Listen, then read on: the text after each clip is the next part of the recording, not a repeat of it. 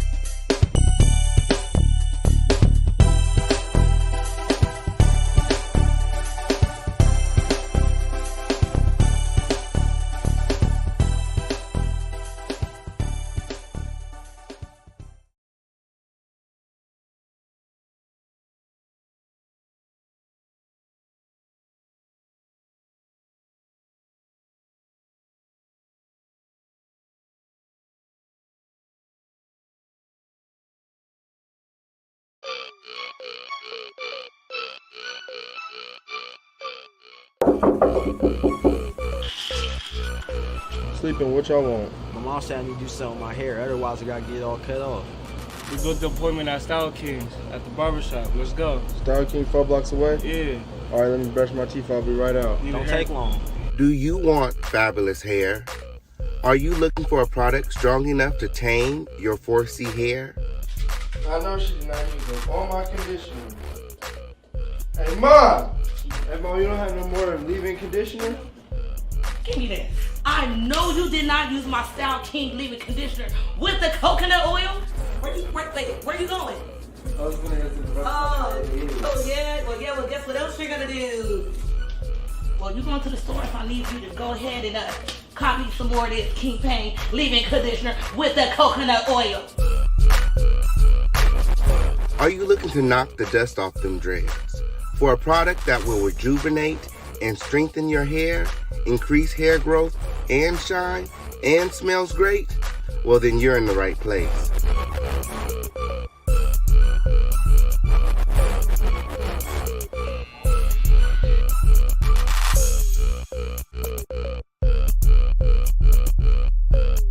For the long, beautiful, healthy hair you deserve, choose Style King. Perfect on all hair types. Available online at theofficialkingpain.net.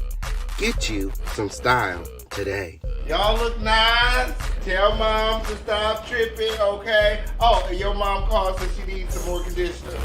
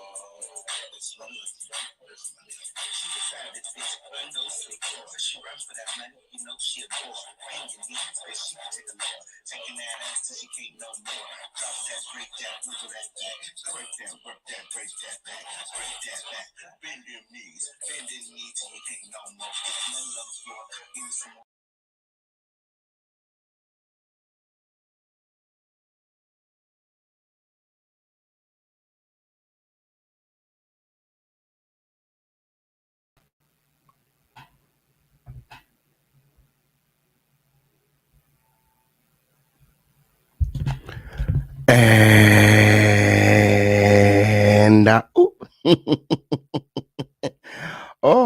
and my, I almost forgot when. Hold on 1 second, when. Hold on 1 second, when. It is the official King Pain show. Lord, bear with me, y'all, bear with me. Oh, it is the home of delituation. Guys, the littlest place on earth, or a dusty bitch could always never, where there's no rusty, dusty, musty, crusty, raggedy, dirty, crispy, sissy, pissy, all pussy ass holes allowed win. Yes, it did. Oh, 1 second. Did you guys like this video on the way in? Like this video right now. Oh, my. Oh. I almost forgot to share it. I got an obligation to my people. Lord. Hold on 1 second. Bear with me. Almost there. Ooh. Hey, everybody. Ooh. My. Yes, it did. Like this video right now, when. Girl, the girl sending me messages and stuff. Okay, on period. Yikes. Oh, yikes. Diddy and Cassie have officially settled. Okay, and the lawsuit has officially been dismissed. Okay? Oh, it's a lot of shit going on. It's a lot of shit going on. What happened when? The girls want to know, okay, on period. Thought Cassie was standing up for all women when, okay, on period. Um, but it seems as though she just wanted that money. Okay, on period. She took that money and she ran with it. Is that what it was? A lot of people are upset because they believe Cassie, she knows the truth. Okay, on period. And we want the truth. Okay. They say Cassie know what happened to Kim Porter. Okay, on period. Cassie know what happened with Tupac when. Cassie know it all. Cassie know it all when. Okay, on period. And Diddy, he didn't chunked up a pretty penny to silence Cassie. Okay, on period. Fish King Payne got all of the receipts. We got all of the receipts. Okay, on period. All that and more coming up when. Okay, on period. Make sure that you guys are liking this video, sharing this video, subscribe to this video with all of your notifications. Search on. It's time for our Crown Family Anthem. Okay, on period. Who's ready to get this show started? Who's ready to get this show started? Represent your shit. Okay, on period. Let me know where you're watching from in the chat. Let me see a bunch of crowns in the chat. It's time to turn up. It's the official King Payne show. Act like you know. Like this video, like this video, like this video right now. It's time for our Crown Family Anthem.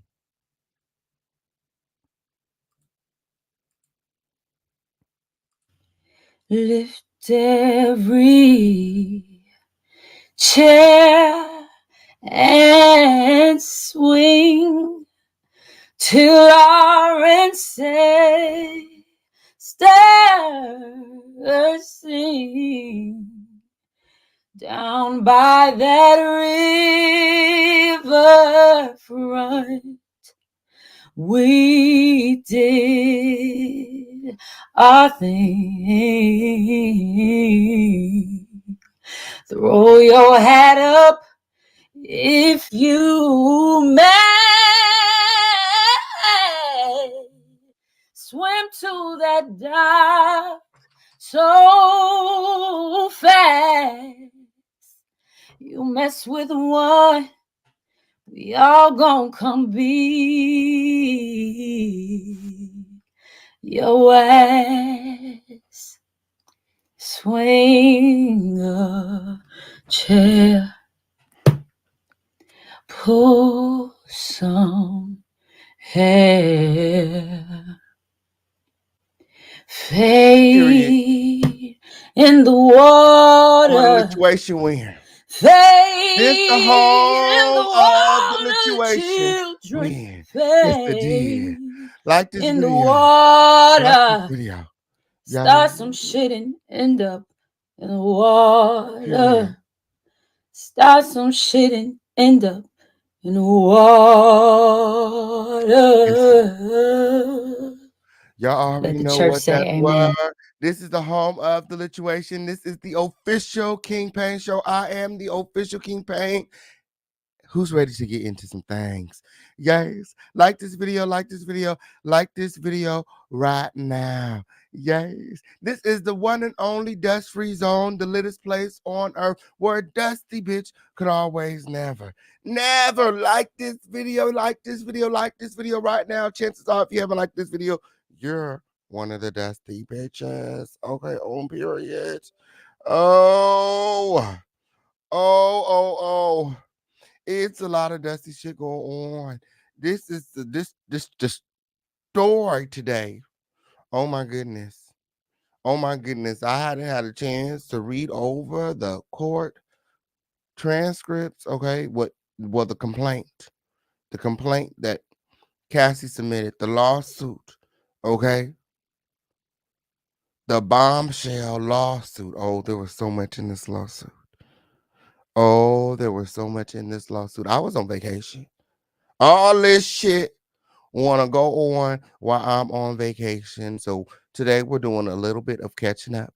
Okay, on period. In less than 24 hours. Okay. Cassie and Diddy were able to amicably, the word of the day is amicable. Okay, on period. Amicably. I mean, ain't no motherfucking way a motherfucking do all beat me, stomp on my face, take my music career away from me, take my virginity, take my youth, like take my innocence, and we amicably go settle. Lord, I said it must have been a whole lot of money dished out. Okay. It must have been a whole lot of money. I know if it was me, I would want a whole lot of money. A whole lot. They talk about 30, 30. I said, I don't even like the number 30. That's not a lot. That's not a nerf. That's not a nerf. Okay. She was asking for 30 behind the scenes. Okay. What nobody has to know what really went on. You know what I'm saying? You guys can both, escape the public embarrassment. You know what I'm saying? But because I had to come forward with my story, I had to be publicly humiliated. Okay, on period. I want more. 30's not enough. I need at least 100. I need at least 100. Okay, on period. What else you think? Why else you think motherfucker Diddy walking around crying real tears, beating himself across the head, laying across the lawn in public? This nigga is dressed the fuck out. I mean, his career, even though the case has been dismissed officially. Okay.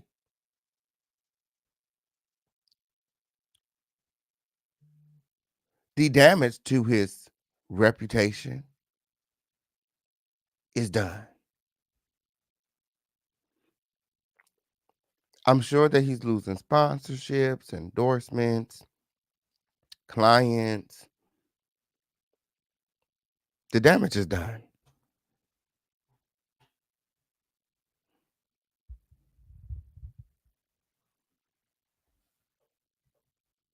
Period. Somebody said she'd have $30 million on a book alone. I'm sure she got a lot more. A lot of people feel like she was holding back, like she knows a lot more. And that's part of the reason Diddy settled so quickly. And it was a civil case, okay? That's the only option, in the civil case is to settle. So,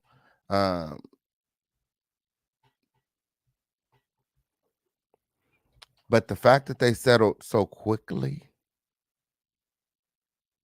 it means that there's some truth to it. There's more that Cassie knows that Diddy doesn't want us to know. And you see, we know, see. We're gonna figure it out. Okay, we around here in the home of the situation, we know how to put one and one together. Okay, on period. We know how to put it together. We know how to put some shit together when, okay, we gonna figure it out. Okay, on period. Cassie then took the money and ran. Said she was doing this to stop the cycle of abuse and to help other women who may be experiencing or who have gone through a similar experience. In less than 24 hours. Hold on one second, Crown Family.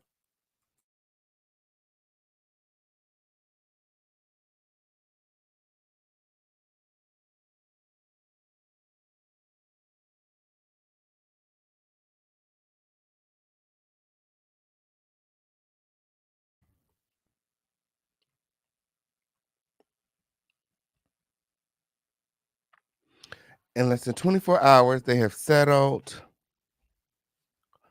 the lawsuit, and the official Kingpin has all of the receipts. Okay, make sure that you guys are liking this video, liking this video, liking this video, like this video right now. We need the whole Crown family in the building. We need YouTube sending out our notifications. Like this video. This is the home of the lituation. This is the littest place on earth where everybody's opinion is respected as long as it's not a dusty one.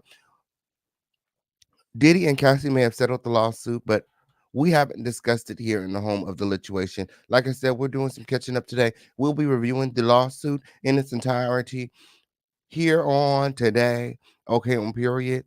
And we'll continue to dive into all things stemming from the relationship of Cassie and Diddy, the allegations, and the lawsuit.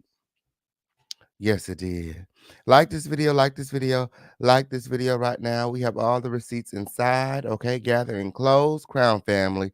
Gather and close. Okay, this is going to be one of those shows. Okay, one of those shows. Okay, trigger alert, trigger warning. Okay, I had the opportunity to read over the lawsuit last night, and oh my goodness, I see what everybody is in arms about.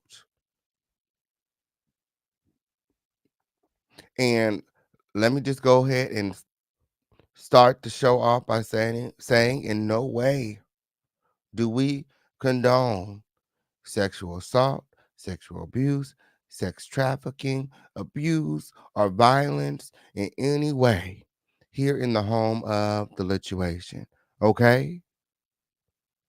And I'm going to do my best, okay, to stay out of it and stick to the receipts. Yes, they did. Because, they've settled. They've chosen to settle amicably. So regardless of how I feel or how you feel, it's done. Unless the government decides to pick it up. Okay, on period. See, with Cassie filing the lawsuit in the way that she did and making the sex trafficking the basis of the lawsuit, it leaves the door wide open for the feds to come right in and file charges against Sean Combs. Yeah, so who's to say that the government won't come in and and do some digging surrounding the sex trafficking allegations. Okay, and for all we know, Cassie may be brought in as a key witness. Yeah, she may not be able to refile these charges, but she could possibly testify if criminal charges are brought up against Sean Combs. It's a lot of shit going on. It's a lot of shit going on. In this lawsuit, she accused him of rape, beating her. So much. So much. Okay, on period. For years we wondered, what's going on with Sean, Puff Daddy, Sean Combs, Puffy. Why is he around these men? What's the gag with the men's? The gag with the men's. Okay. Well, according to Cassie, the reason that Diddy had these men's around is because he would like to watch her have intercourse with these men. She was his sex slave. Yes, it did. Yes, it did. We have a lot of things to discuss, Crown family. Like I said, gather and close. It's going to be one of those shows. Shout out to Davin Lewis in the motherfucking building. Okay, from Bad Boys. Okay, on period. There has been some pretty heinous allegations, laws against your boss. Okay, on period. And again, this is a civil matter that has been dismissed. So regardless of how we feel, okay, it is up to the federal government to come in and charge him criminally. Okay. What this does do, this gives us insight. This gives us insight to the person that Sean P. Diddy Puffy Combs really is. Yes, because I don't know about you, but I would rather spend millions of dollars fighting lies than settling. Okay. Diddy vehemently, okay, that's the word they use, vehemently, denies all the allegations, okay, but he settled within 24 hours for what we all assume to be hundreds of millions of dollars. I mean, Diddy is stressed out about it. He's rolling on the ground crying. He's pulling up that nice lawn he got there in Miami when he need to stop with the shit. He need to stop with the shit when, okay, on period. Why else would he be looking so distraught if there was absolutely no truth? He left young Miami stuck at a Friendsgiving. He's usually her plus one, okay, on period. He left her hanging, no Diddy inside. He in Miami, rolling in the grass, crying, pulling up the yawn, okay, because Cassidy came and took all his motherfucking money, okay, on period. That's what it's giving. That's what it's giving. I don't know. Again, everything is all alleged. And this show is for entertainment purposes only. Okay, on period. Don't shoot the messenger. Come and give me a hug. Okay, on period. This is the home of the lituation where it's always lit and never dry. Again, we got all of the receipts. Okay, on period. I can back up anything that motherfucker saying. Okay, with a motherfucking bell, a duster, a fan, and a motherfucking crown. So if you come over here being dusty, I will escort your ass the fuck out. Okay.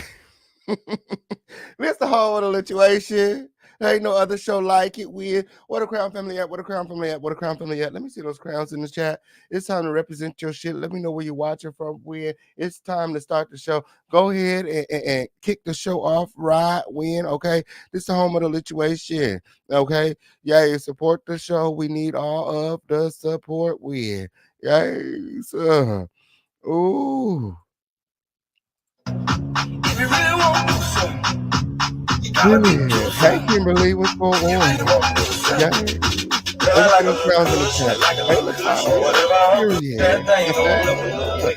Yes, it's time to You get gotta be lit. Let me see true, those son. crowns in the chat. If you Hey, really want to, Jennifer. son, What's going you gotta on? be true, son. Eternity. You I know really that's want to, right. son. Period. Girl, I like a little Yes. cushion, like a We little paid it, but cushion, listen, whatever. now it's the end. I That don't think thing it's don't the look end no way. either. I don't think it's the end You either. gotta be Hey, true, son. Linda. If you really What's want to, going son, on? Yes. you gotta be true, son. Yes. You really want Yes. to, son. Let me see those crowns in the Girl, I chat. like a It's the little home of the cushion, like a lituation. little What a cushion, crown family at, what a whatever. crown family at, That what a thing crown family don't at. look Make no sure that you way. guys are liking this video. You Make gotta sure that be you guys are true, liking son. this video. We need the If you whole really want to, Crown son, family in you the gotta be building true, when son. it's lit. You really We got want some to, swift son. receipts. The Girl, I official like a campaign little is cushion, like a live. little Hey, cushion, Angel. whatever. What's That going thing don't on? look no way. You gotta be true, Yes. son. If you Trina. really want Yes. to, son, I you know gotta that's be right. true, Oh, son. Kimberly, it's You Lachelle. really Yes, want to, sis. son. Period. It's lit. Girl, I like a I little don't want to use the cushion, like a name. little cushion, Period. whatever. Yeah. That thing don't look Like no way. this video, like this video, like You this gotta be video. true, son. Let me see those crowns in If the you chat. really want to, It's the son, home of the you gotta lituation. be true, Go on son. and support You win. really Who's want ready to, to get son. lit? Girl, Okay, I like on a little period. cushion, like a little cushion. Oh, yes. Go on and support the show. This is the home of the lituation. Okay, on period. Who's ready to get into some things? Everybody hashtag let's go. Yeah, so everybody hashtag let's go. Yes, yes, everybody hashtag let's go. It's time to get into some things. It's time to get into some things. Okay. Ooh. We got some receipts in the motherfucking building. Okay, on period. Oh.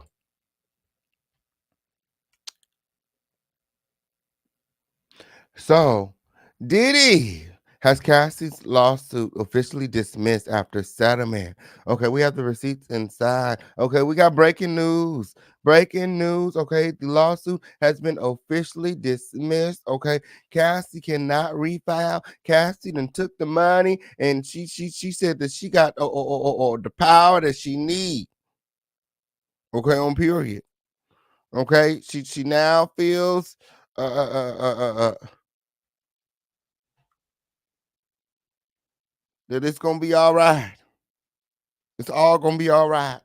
She got what she need. She got everything she need. She got everything she need. She said it's gonna be all right. She got everything she need. Cassie done filed her lawsuit, and in less than 24 hours, she got everything she need. She said she all right. She said she all right. She all right. She took that money and ran. Okay. It's official. Okay, Cassie's lawsuit against Diddy, where she alleged he raped her and was involved in human trafficking, has been dismissed. Okay, even though the court dismissed it, we ain't. Okay, we gotta do our due diligence. When okay, on period, I have to entire 35-page complaint that Cassie filed against Diddy in New York. Okay, on period. We will be reviewing all of the receipts. Okay, she had a lot of things to say, including Diddy's attempted termination of Suge Knight. Yes, he did. Said he got all the guns. He gathered up all the horses and all of his mans, all of his guns, and they went down to Mel's Diner, where Suge Knight had just escaped by the hairs of his chinny chin chin. Yes, he did. Suge Knight was pulling out as they was pulling in. That's what it was given. Lord, I wish they would have took this to the motherfucking, to all the way to the box. All the way to the box. I wanted to hear what was coming out. Matter of fact, I would have flew to motherfucking New York. I would have flew to New York for this shit. I would have been right there in court. Period. I want to know everything. We is nosy around here. The fuck up. So I got the lawsuit win that she filed with. I got the complaint win. We're gonna review it. Okay, on here. But I needed to be there. Shit. 24 hours. Damn. Girl, Cassie, what the fuck is going on? How much did it give you, girl? Can I have some? Did it give you enough for me? Shit, you forgot somebody in the damn lawsuit. At the bottom, in the right corner, in little letters, and I think it's white. The letters is white, okay? That's why you missed my name. But I was supposed to get some of the money. Shit, I know she got everything she needs. Damn. According to legal docs obtained by TMZ, the case was ended in the eyes of the law Monday in New York. The document reads, pursuant to an agreement between the parties, plaintiff hereby dismisses this action with prejudice and without cost or fees to either party. Okay, so the fact that it's dismissed with prejudice means that Cassie can no longer refile. Okay, she can not refile another lawsuit alleging the same things. As we reported, it was Friday when both Cassie and Diddy announced they had settled the lawsuit. Cassie stated, I have decided to resolve this matter amicably on terms that I have some level of control. What?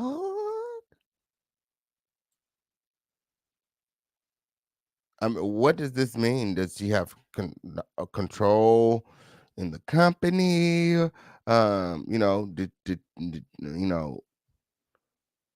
Was the amount so large that she no longer fears Diddy or his power?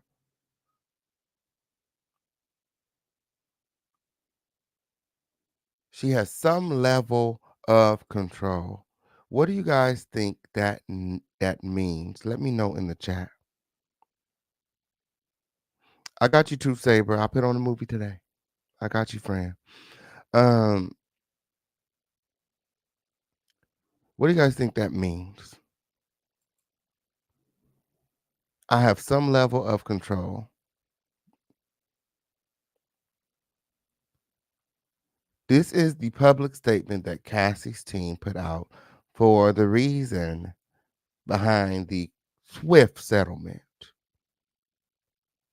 I've decided to resolve this matter amicably on terms that I have some level of control. My. Let me see what you guys are saying in the chat. Nobody stays 10 years if they hating something. Maybe she means control of her life since he can't advise her what's best for her now. Can we please watch Soul Man or the Clumps King, please? I got you, friend. That's after the show. Okay. Not manageable abuse, and when abuse is never manageable or okay in any form. Absolutely. Um she was getting high and the abuse was manageable.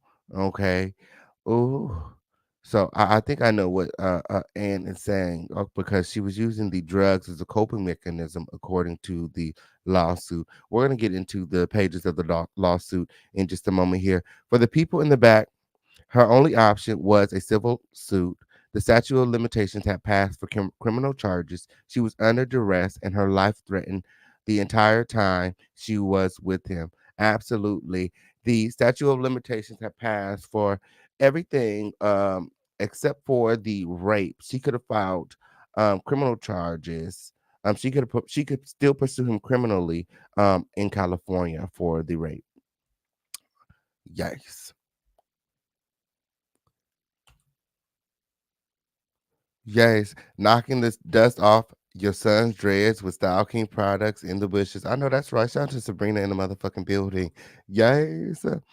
Ooh, and the power is defined by money. And that little bit better last her because it wasn't 100 million. My. Shout out to Davin Lewis in the building. So, according to Davis, okay, the level of control that Cassie is speaking of is money. Okay, money equals power. Power equals control. So now Cassie feels through the settlement, via the settlement, that she now has a level of control, a level of power. She has been leveled up. Okay. Empress 90 said, so we're going to act like he didn't groom and repeatedly sodomize Usher and Justin Bieber. Word on the street, he used sodomy as a form of control. Farnsworth, Maxwell, Christopher, Williams, Biggie, allegedly. Well, Empress, okay. Hold your horses. Who said that we were completely ignoring these things? Okay. Give me a chance to catch up, my friend. Okay. And support the show. Like the video and support Win. Okay. I'm here. We are going to get into everything Diddy and whatever stems from this lawsuit, Cassie's relationship, previous relationships, you know, all of the rumors, okay, all of the gossip. We are going to visit, okay. Bear with us, okay. I just got back from vacation, friend. Yes. Okay, on period. Let's get back into this article from TMZ. Cassie goes on to say, I want to thank my family, fans, and lawyers for their unwavering support. Diddy's statement read, we have decided to resolve this matter amicably. I wish Cassie and her family the best. Love. Again, the word of the day is amicably. Okay? Amicably. Yes.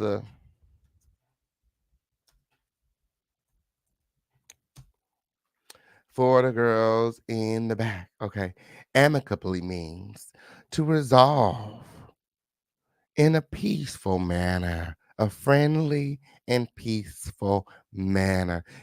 Diddy calls himself Love now, okay, on period. So he made sure he threw that in there, love, okay, on period. And he wished Cassie and her family all the best. A lot of people have been insinuating that Cassie did this for her family. She done ran off with this trainer, this broke ass trainer. She broke, living in an apartment somewhere, and she's not satisfied with the lifestyle. So this was her attempt to, well, not attempt, she was very successful in blackmailing or manipulating or however you want to pin it, okay, some coins out of Diddy, okay, and securing the lifestyle that she so desire. Okay, the settlement was extremely quick considering Cassie had only filed her lawsuit Thursday. Ooh, however, Diddy's attorney, Ben Rothman, was direct, telling us, just so we're clear, a decision to settle a lawsuit, especially in 2023, is no way an admission of wrongdoing. Mr. Combs' decision to settle the lawsuit does not in any way undermine his flat out denial of the claims. I, I beg to differ. Okay, I'm sorry. I'm sorry. I just believe that there has to be some truth. Okay, not saying that it's all true. Okay, sometimes people embellish. Okay, or make things fit. You know, if this were taken to trial, I'm sure some of the charges, some of the claims would have changed, you know. But because again they settled in such a way, because he didn't take this to trial, because he didn't fight this, he leaves the gate wide open for the feds to come right in. He didn't deny the sex trafficking, you know, he didn't deny the rape. Okay, so even though this was dismissed civilly, it can still be picked up criminally. hmm But again, Diddy says that, and his team, this is no admission of guilt. Okay. He is happy that they got to a mutual settlement and wishes Miss Ventura the best. Miss Ventura and her family. Yes, it did. Oh, he made sure he put that family in there. Diddy was seen Saturday outside his star home in Miami looking distressed, to say the least. These are the pictures. He was crying. There were tears coming out of his eyes. A lot of people are reporting the tears, but leave it to the official campaign to bring some clarity.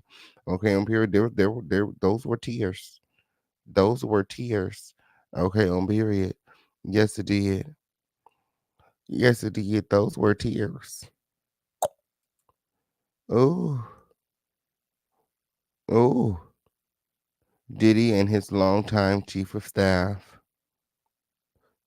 Whatever she had on the tablet, whatever she told him, it wasn't good news. It wasn't good news. Okay, he had to make some phone calls. He had some explaining to do. He's crying, real tears. Okay, I got a video. We're gonna check out as well. You see him wiping his face, laying across the bench, holding himself. Like this can't be real. The lawsuit was shocking, with claims of human trafficking, drug use, and rape, including one incident Cassie says happened in 2018 when Diddy allegedly came over to her home after she tried to break up with him and forced sex on her. My. We got all the receipts. We're going to be reviewing the court documents in just a moment here. Cassie also accused Diddy of being physical with her, beating and stomping her several times throughout the long relationship. Like, it was brutal. I can't believe she survived that. Like, I I, I was speechless reading over the documents. Like, wow. And he's not going to deny like any of this. Like, I for one, like I said, would have taken it all the way to the box. Like, this is not, I am not me. Okay. I would prefer to spend $30 million fighting than $30 million laying on my back. Period. We don't know the terms of the settlement, but the dismissal was filed with prejudice, so she cannot file again. My. What are your thoughts, Crown Family? Let me know in the chat. Lower. Oh, all the way, friend. All the way, friend. Girl, please. I'm taking it all the way to the box, girl. Looks like he's crying over what's coming. The wall didn't crack. Yes. Let's take a look at the video where he's crying. Okay, on period. Let's take a look at the video where he's crying. Period. A lot of people are reporting these tears. Okay, on period. Shit, we report on everything. I'm so fucking messy. We report on everything. After the rain. We report on everything. We report the tears too. Report the mother tears too. Okay, on period. Report the tears too. Okay.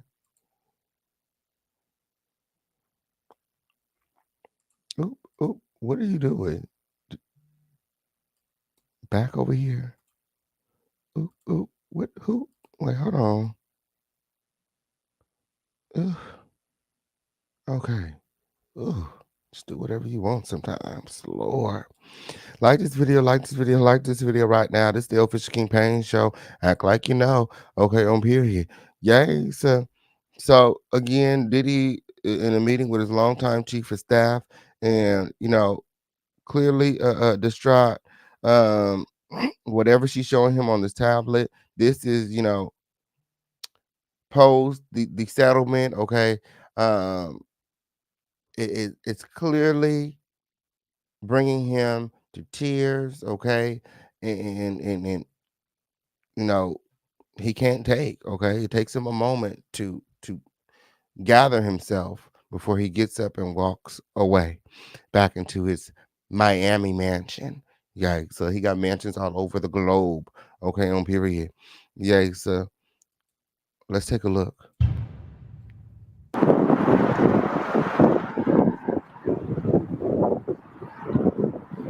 This is Diddy and his longtime chief of staff. She's showing him something. She has something to um, divulge. They meet at their meeting spot here on his property. Um, and this clip was captured by paparazzi.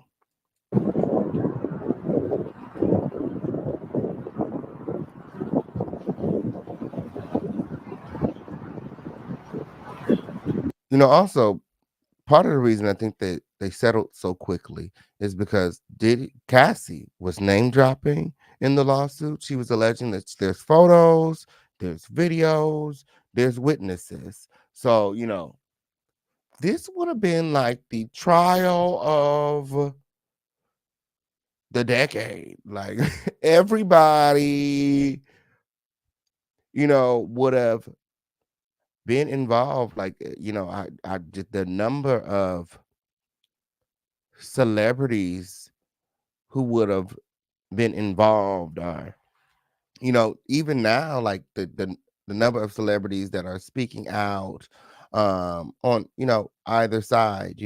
Kid Cudi said, my car was blown up. Diddy blew up my car for Cassie.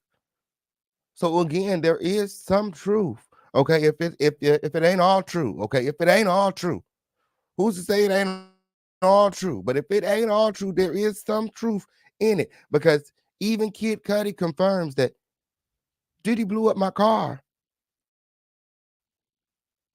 for Cassie. There's a number of celebrities speaking out saying that Diddy had full control over Cassie. Young Jock said Diddy made Cassie shave his head because he's seen a Caucasian woman with half her head shaved in the club and he thought it was cute. So he made Cassie do it. And within 24 hours, Cassie was sending him a picture with her head shaved. Oh, yeah. Oh, yeah. It's a lot. It's a lot. Okay, on period. It would have been the trial of the decade.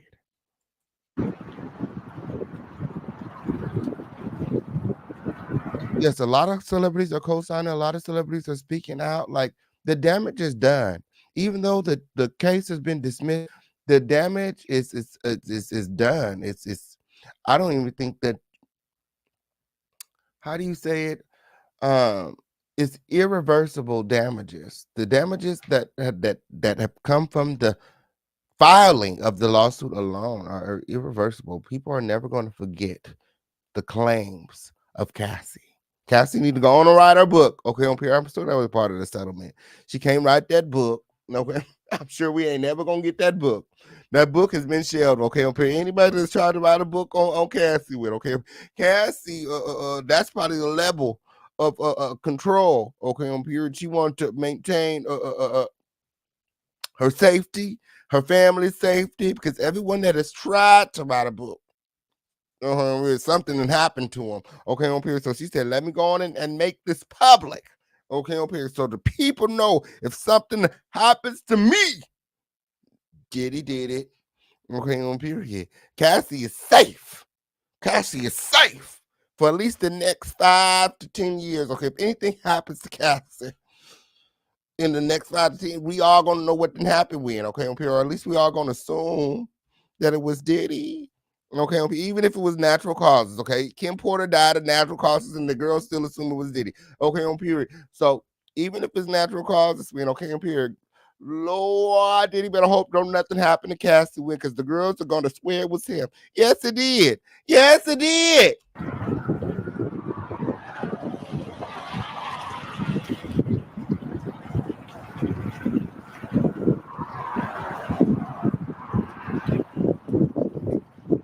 Girl, look at him cry. Girl, what's going on, girl? Ooh. What y'all think it is to make a grown man cry like this? Ooh, 30 million, 50 million, 100 million, girl. Ooh, ooh, ooh. Is you okay? It's gonna be all right. He's wiping those tears.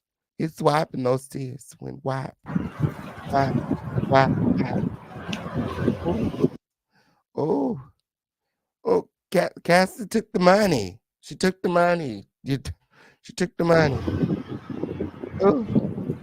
Y'all don't got no napkins out there. Like, he's gonna let the tears go and flow into the ocean. Okay, this is gonna let the crowd cry us a river. Win. Okay, just gonna let the tears flow. Okay, cry baby. Yes, yes it is. Okay, up here, you didn't care nothing about Cassie tears. Okay, up here, when you was allegedly whooping her ass. Okay, up here, you didn't care about Cassie tears when you had your foot in her motherfucking face.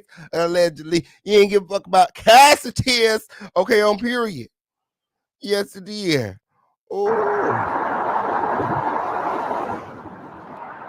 Oh, oh.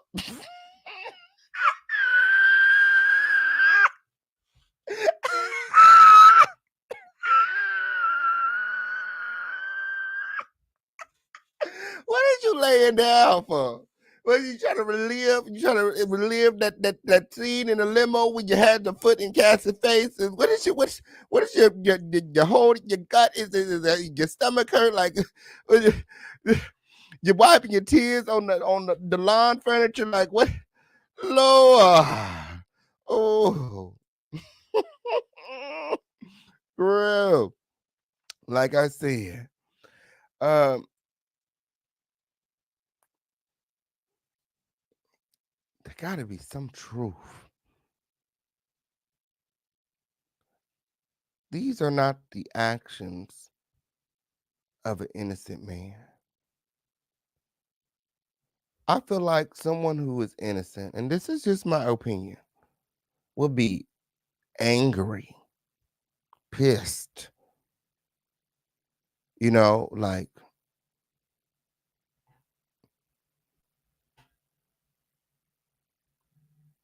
I feel like he feels defeated.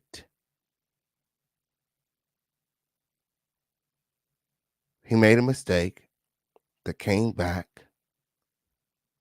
and ultimately ruined his reputation and possibly his career. You know, he has all these homes all across the world. He has to maintain. I'm sure it's very expensive.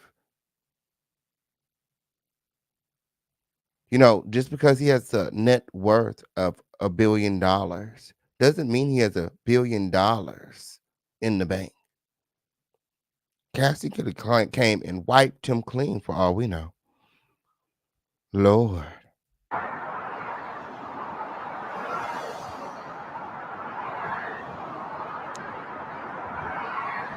Friend, friend, friend, I'm doing the same. I fight to protect my name and image, and I'd go broke. I'd go broke protecting my name and image. I thought, look at her wig, girl. I don't know. It's just not giving, mm Y'all like this video? Y'all like this video? Y'all like this video right now?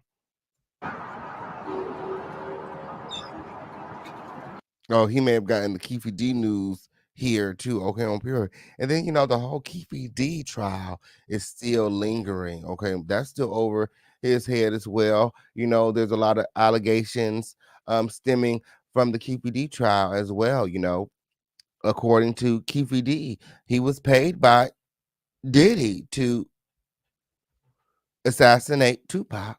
So there's a lot of dust that's being kicked up on these YouTube streets, but leave it to the official campaign to bring some clarity. The girls believe that Cassie knows it all. Cassie knows it all. She knows about Kim Porter. She knows about Tupac. She knows about everything. The fact that she dropped Suge Knight's name was very significant because a lot of people are alleging that that was the thing that really motivated Diddy to wanting to settle, because not only did that paint Diddy out to be a really violent and malicious type of individual, like he was willing to go and kill Suge Knight.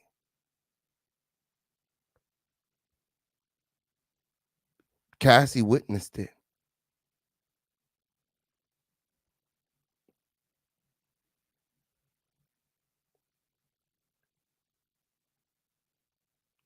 Was he involved with Tupac?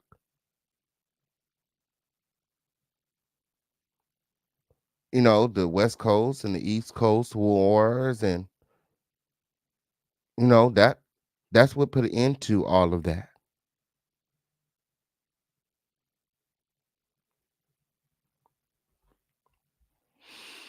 I don't know. Yes, Suge Knight is going to open up about it in his new podcast. What is it called? He got a new podcast. I don't remember the name of his new podcast, but Suge Knight has a podcast. I think it's called From Behind Prison Walls or something. Jail calls or something like that. Something like that. Prison calls or something. And he's going to talk about Cassie's allegations. Okay. And the Keefe D trial coming up. Okay. So there again, like I said, there's a lot of allegations out there. And the feds have already picked up the Keefe D Tupac murder. Um so who's to say that there isn't an open investigation on Diddy? Now, TMZ reported that there's an open investigation on Diddy out of New York, okay, which is sealed, okay. and then they later retracted because they were petitioned um, by the federal government to remove the content because that's not the way that they move. That's not the way that they operate. Okay. Um, if Diddy is involved in an investigation, okay, um, it is normal policy for the people, the purpose, you know, to find out when they want them to. Okay. You know what I'm saying? Like, these people put out information that was not um um classified for the public. So yes, so for all we know, Diddy can be, Diddy is a part of an investigation, a sex trafficking investigation out of New York. I don't know. I don't know. What are your thoughts? What are your thoughts? Let me know in the chat. Collect Calls. That's what the podcast is called. Thank you, friends. Suge Knight's new podcast is called Collect Calls. Okay, and in his next episode, he's going to be talking about the Keefe D trial, and he's going to be talking about Cassie's allegations that you know P Diddy, tried to take him out. Yes, it did. Shout out to everybody here. Shout out to everybody watching. You guys continue to like this video, like this video right now. Oh, so like I said, it took him a long time to recover, you know.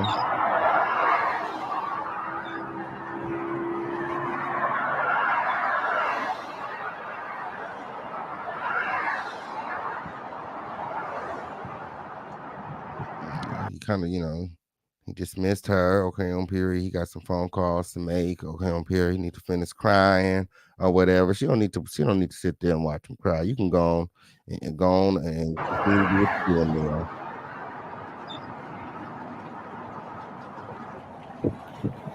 I'm at. He's gonna wipe those tears. He's gonna wipe those tears in about 5, 4, 3, 2, 1.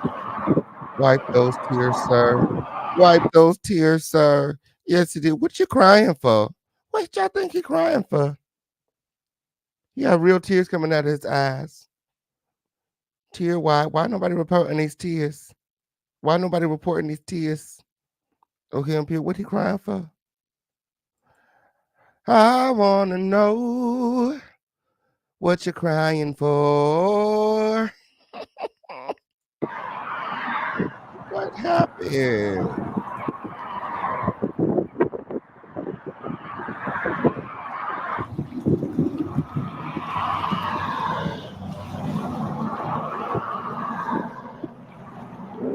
Your face dry before you go in the house, Swing.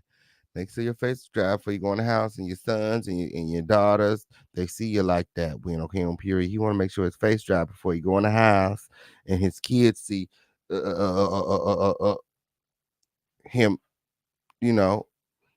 broken down like that. My. Huge house. Looks like a park, doesn't it? Yes. Oh, somebody said, how's that monster crying? My. Oh, so a lot of people, their mind is made up when it comes to Diddy. Rumors about Diddy have been circulating these streets for years. We've all heard things like this about Diddy over the ages, Diddy parties, um, Diddy with men, Diddy possibly having something to do with Tupac's assassination.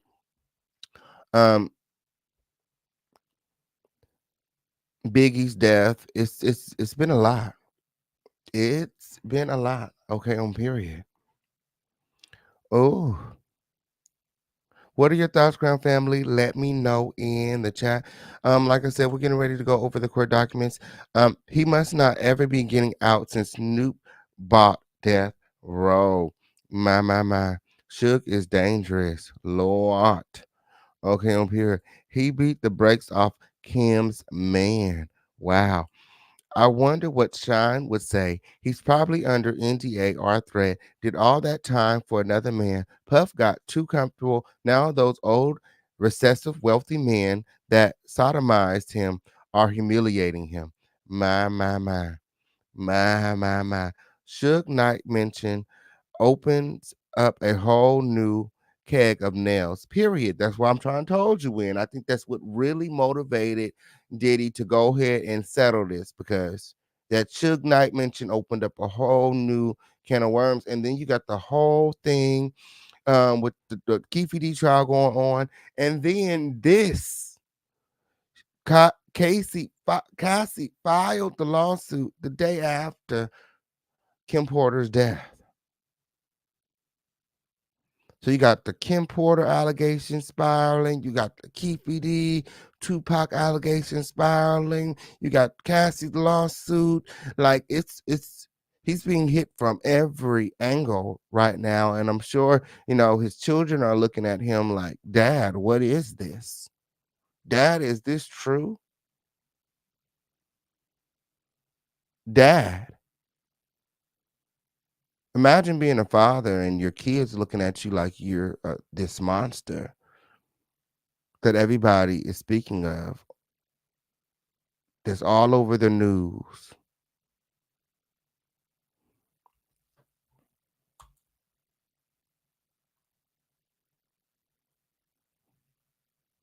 Okay, you got other celebrities coming out confirming the claims.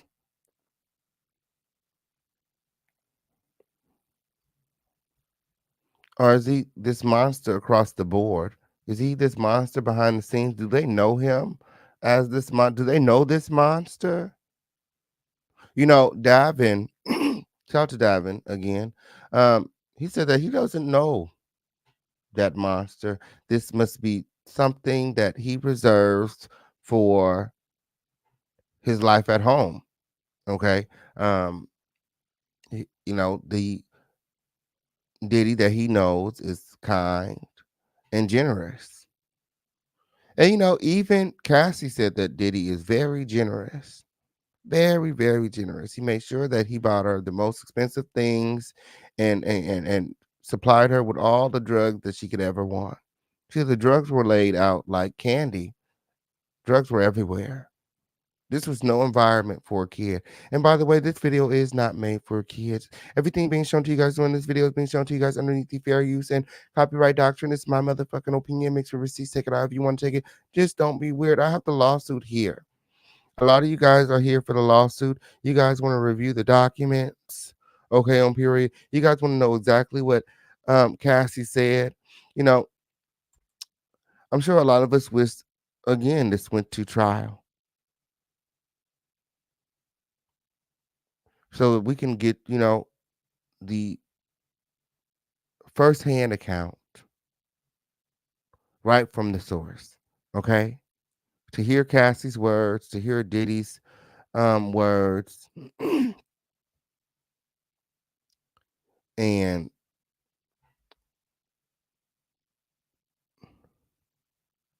we go.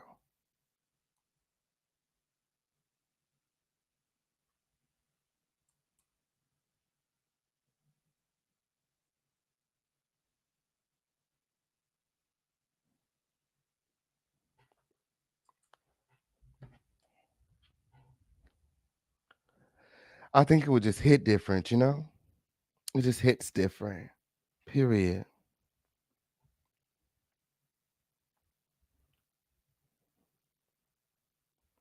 You guys remember to like this video and support. Support, support, support. That's the name of the game. We can't do it without your support. We got Cash App, Super Chat, Venmo, Zelle, Crypto, PayPal, girl, however you want to do it. Support the show. Support the show. Okay, girl. Why people playing on my phone? Okay. So other court documents right here. Okay. Let me go ahead and pull up the court docs.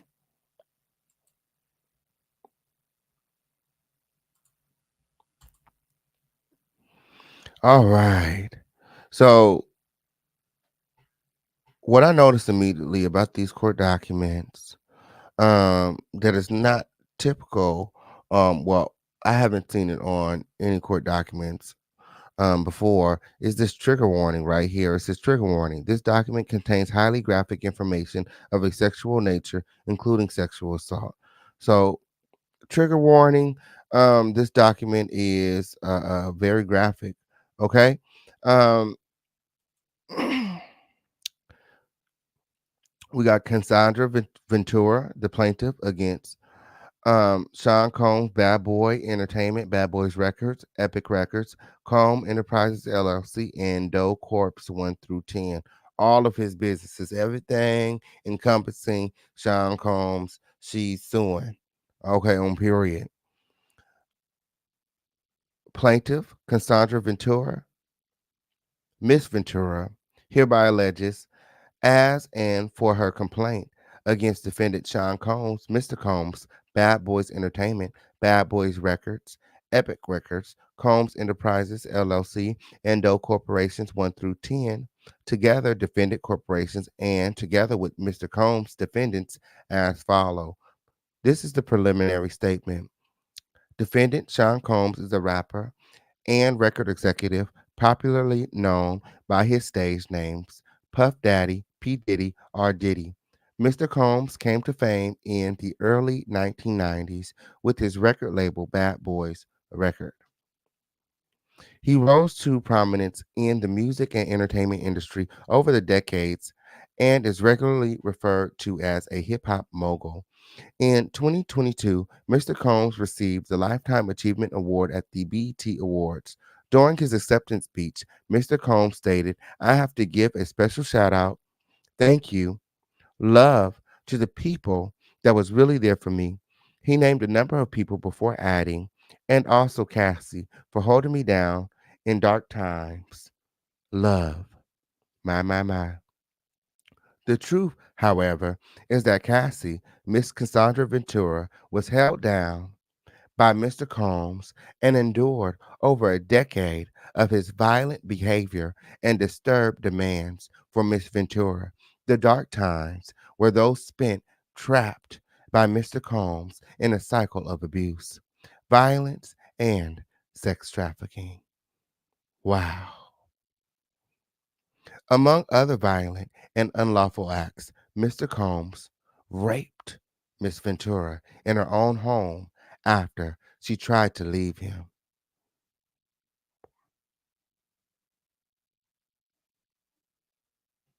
Oh, it gets worse. Often punched, beat, kicked, and stomped on Miss Ventura, resulting in bruises, burst lips, black eyes, and bleeding. And some of those photos have even resurfaced to this day. Oh, we're going to get into it. He blew up a man's car after he learned that he was romantically interested in Miss Ventura. Forced Miss Ventura to engage in sex acts with male sex workers while masturbating and filming the encounter.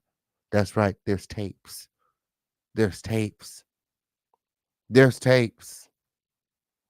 There's footage. Cassie has footage.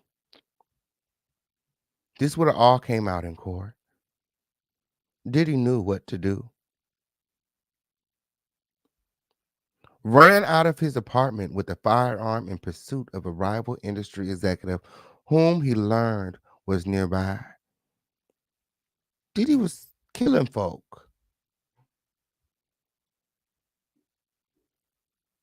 According to Cassie, she just included the one time he was unsuccessful, allegedly.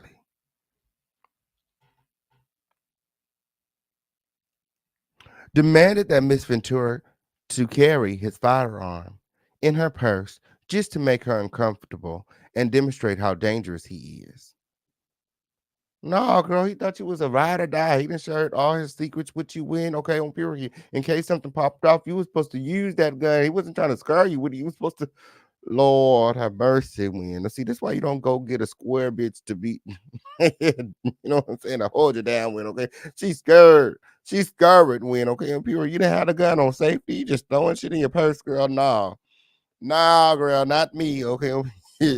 No shit. Matter of fact, I'm gonna need my own gun. I can't hold yours. Okay, on period. I don't know what you done with that. Okay, on period. Let's go down here and I'll get my own. Okay. Introduced Miss Ventura to a lifestyle of excessive alcohol and substance abuse and required her to procure illicit prescriptions to satisfy his own addictions. See, she was very, very smart. And what she listed, because these things can be proved. If she was ever given a prescription, this can be looked up and investigated. If she ever received prescription that she didn't necessarily need and that he was taking, this can be easily, easily researched and proven.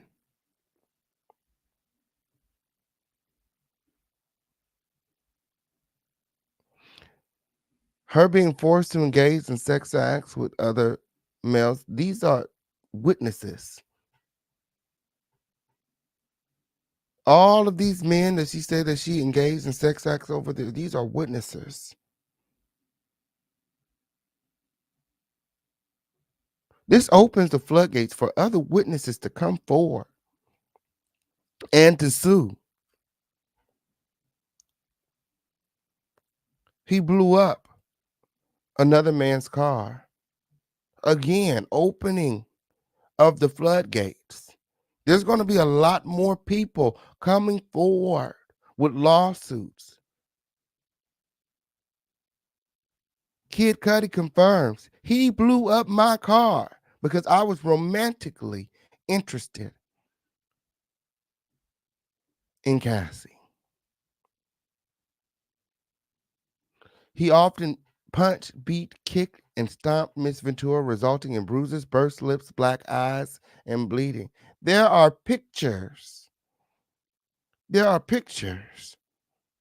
She can prove it. He filmed the sexual encounters. There are videos. She later details, sometimes he would film on her phone, sometimes he would film on his phone. She would typically delete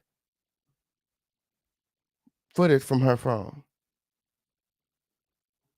But I'm sure that she saved something for this very moment.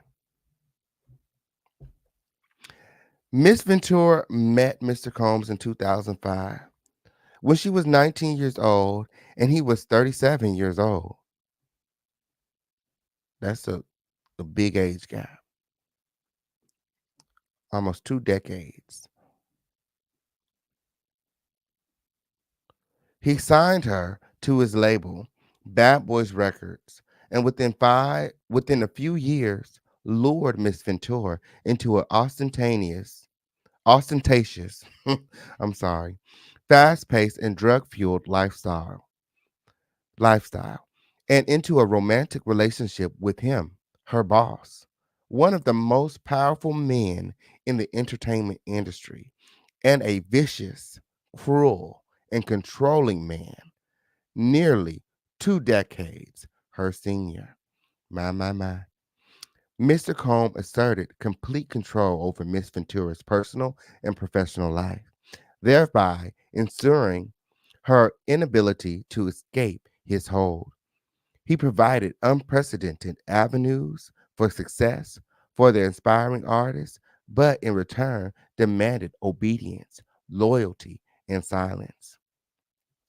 Throughout their relationship, Mr. Combs was prone to uncontrollable rage and frequently beat Miss Ventura savagely. These beatings were witnessed by Mr. Combs' staff and employees of Bad Boy Entertainment, Mr. Combs' related businesses, but no one dared to speak up against their frightening and ferocious boss. My. So she said that there's many witnesses. Okay, he was comfortable beating her You know, he was comfortable doing whatever he wanted to whoever he wanted around his employees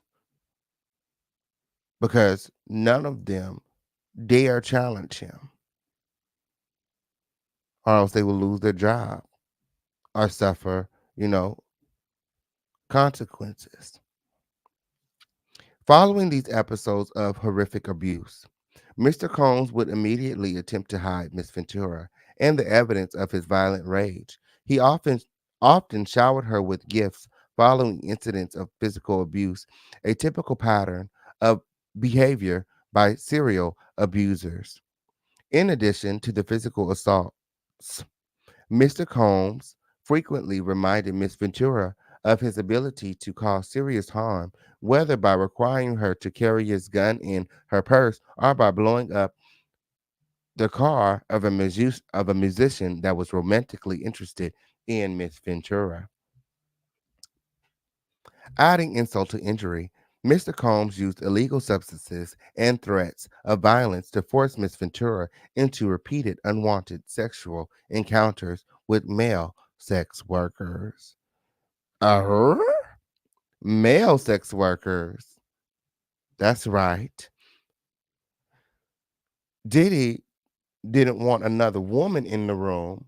He wasn't interested in other woman, okay, being in the bedroom. He wanted other men, and not just any men, okay, men with big dicks, big black cocks, okay, on period. Diddy wanted to see Cassie have intercourse with other black men with big black cocks, okay? As a matter of fact, he'd make her go and search for, and find other men with big dicks. Yes, he did. Over the years that Mr. Combs abused Miss Ventura physically and sexually, she again and again tried to escape his tight hold over her life. Every time she hid, Mr. Combs' vast network of corporations and affiliated entities found her, and those who worked for Mr. Combs, companies implored her to return to him. Many went as far as to explicitly state that her failure to return to Mr. Combs would hinder her success in the entertainment industry. You guys continue to like this video, like this video, like this video right now. We have 200 people in the motherfucking building. We should have at least 200 likes on this video. Like this video right now. And remember to support. When she believed that she had finally separated from her longtime abuser, she joined Mr. Combs for a dinner, after which he forced her into her home and raped her while she repeatedly said no and tried to push him away.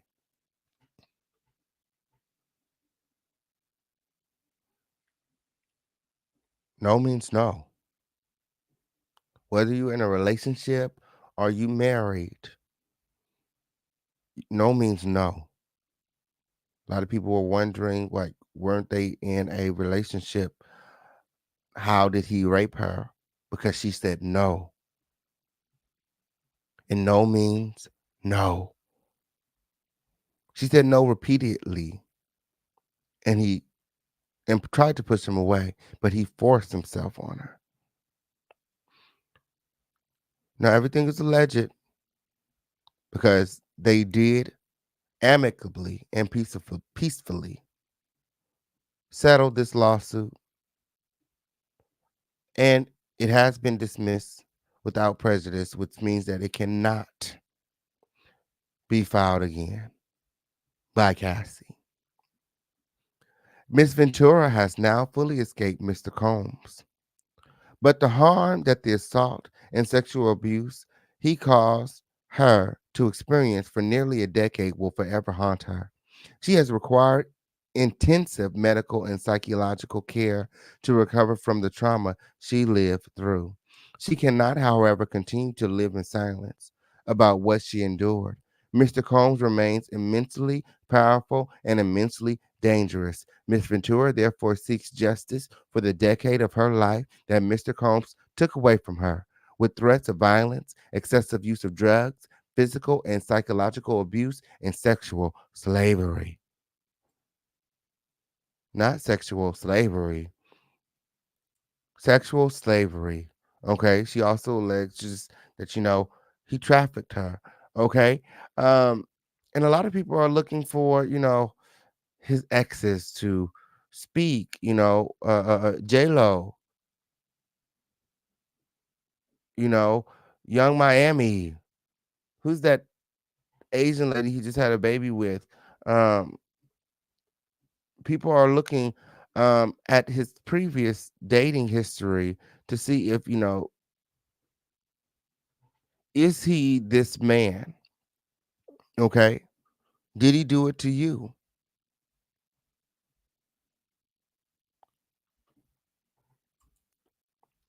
Accordingly, Miss Ventura brings this action seeking injunctive, declaratory, and monetary relief against defendants in violation of federal sex trafficking laws. My. The New York State Human Rights Law, New York Executive Law, the New York City Human Rights Law, New York City Admin Code, General Motivated Violence Act, NYC Admin Code, the New York Services for Victim of Human Trafficking, NY Services Law, okay, California Sexual Abuse and Cover Up Accountability Act, California Civil Procedure, okay, and the California Trafficking Victims Protection Act, California Civil Code, and then, if you're interested in all the codes, they're right there, okay? Yes, it did. So they have jurisdiction and avenue here, and you know some of this stuff is repetitive and not really important. We know the parties involved. Sean Combs and all of his entities.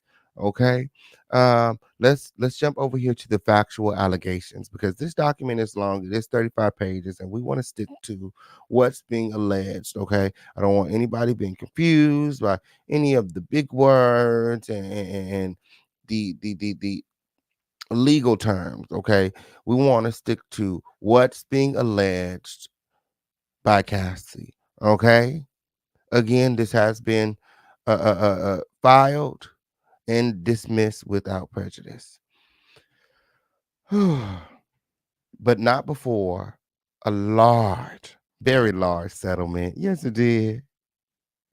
Yes, it did. Oh, I'm sure Cassie is living her best life right now. Ooh, my. Let me take this. Hello. Hey, brother. Hey, what's going on?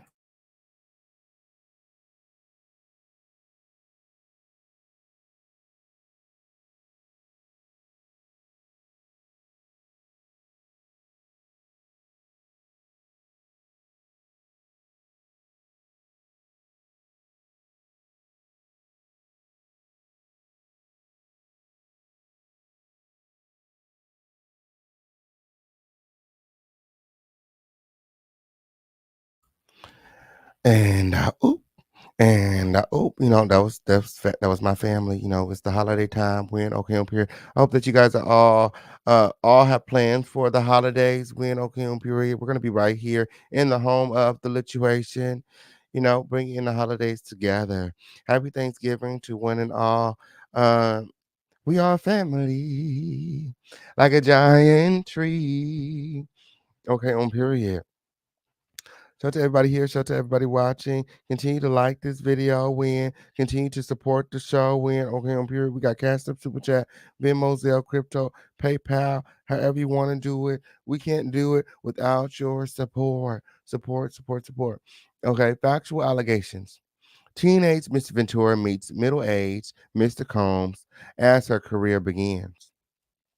Miss Ventura met Mr. Combs in late 2005 or early 2006 after Mr. Combs heard Miss Ventura's first single playing in the club and expressed interest in signing her to his label, Bad Boy Records. At the time, Miss Ventura was 19 years old. Mr. Combs was 37 years old. Within months, in February 2006, Miss Ventura signed a 10-album deal with Mr. Combs' record label.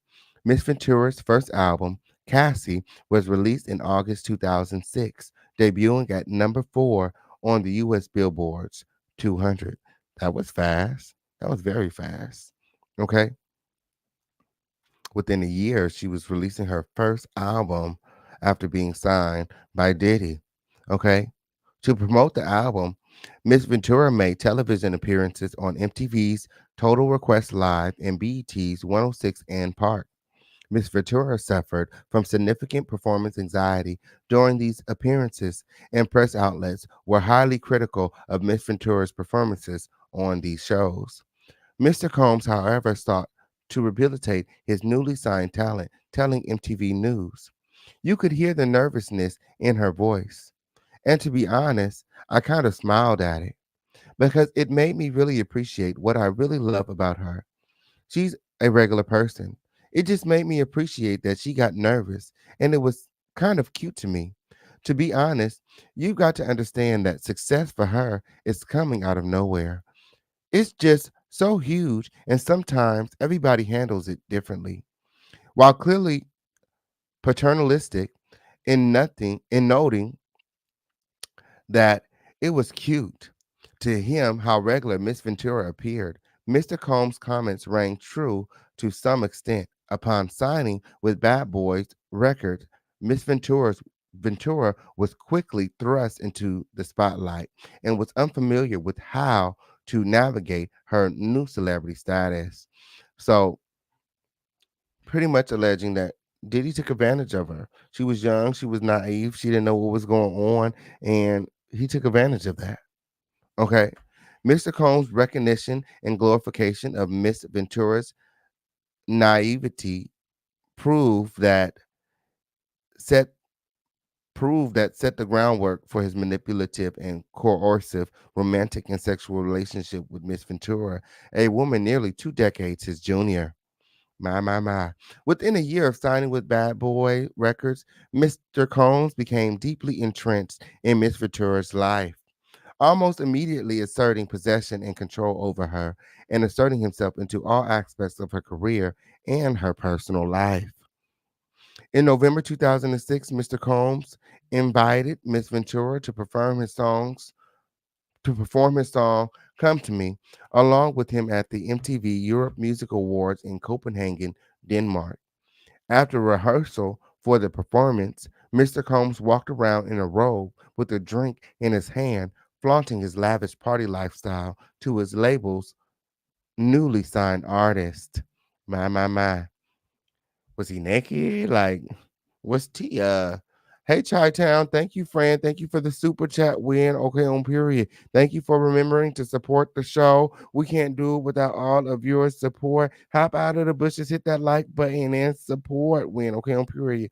Like this video, like this video, like this video right now. We need YouTube to send out all of our notifications. It's lit over here. We got the official transcripts, okay, from the lawsuit that CASSIE filed, okay? Get over here and support. During hair and makeup leading up to the performance, Miss Ventura's hairstylist and Mr. Combs' makeup artist told Miss Ventura that Combs was interested in Miss Ventura. Miss Ventura shrugged off the gossip and, in fact, expressed disgust given the large age gap between her and the president of her record label.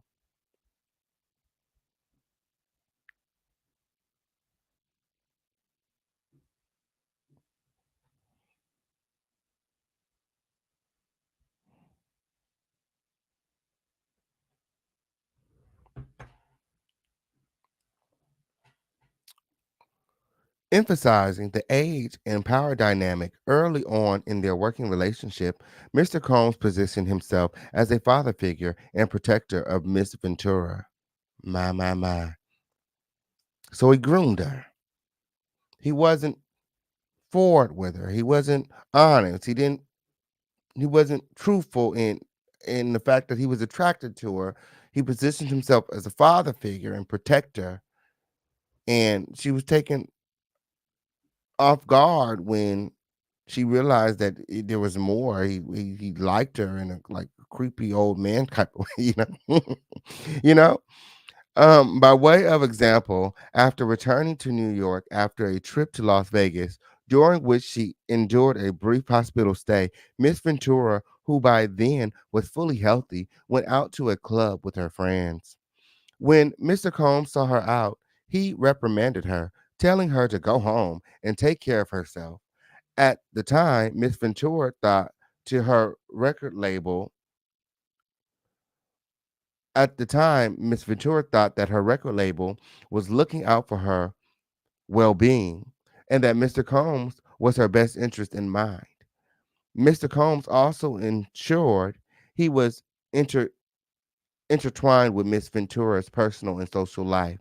For instance, by inviting himself to Miss Ventura's 21st birthday party in Las Vegas, he also brought along famous musicians and producers, thereby flaunting his celebrity style, status and influence in front of young and impressionable Miss Ventura. Although Mr. Combs knew that Miss Ventura was in a relationship at the time, and even though he was publicly in a relationship with Kim Porter, my, isn't it uncanny how Kim Porter's name comes up in this lawsuit? Cassie allegedly is the girl that uh, took Diddy away from Kim Porter. Mr. Combs nevertheless pursued Miss Ventura. At an after party in a hotel suite following Miss Ventura's 21st birthday party, Mr. Combs pulled Miss Ventura into a bathroom and forcefully kissed her. Miss Ventura did not consent to this unwanted contact. She immediately ran out of the bathroom in the hotel suite and cried. She told her best friend at the time about what had happened, but was too scared to tell anyone else. I.e., I got a witness. My best friend knows about this kiss. So if we have to take it to trial, my best friend will come forward and say that this happened. That's what that were. And this also should have been an eye opener for Diddy. This woman is not attracted to you. Stop pursuing her. He continued to pursue her. At the Video Music Awards the following day, Miss Ventura's boyfriend at the time joined her and Mr. Combs at the table at the award ceremony. She also had a man, okay, on period. She's in a relationship. You're in a relationship. Mr. Combs became angry, telling Miss Ventura that the invitation to the award ceremony was for only her and not for her significant other. Well, since when you get an award and you can't bring a plus one? Since when you invited to a ceremony and you can't bring a plus one? My, my, my, my. Another indication that Diddy wanted her all to himself. Lord. Mr. Combs lures Miss Ventura into a relationship. Despite her clear rejection of Mr. Combs' advances, Mr. Combs continued to demand Miss Ventura spend time with him, including for a weekend at Mr. Combs' residence in Miami for nights out in New York City.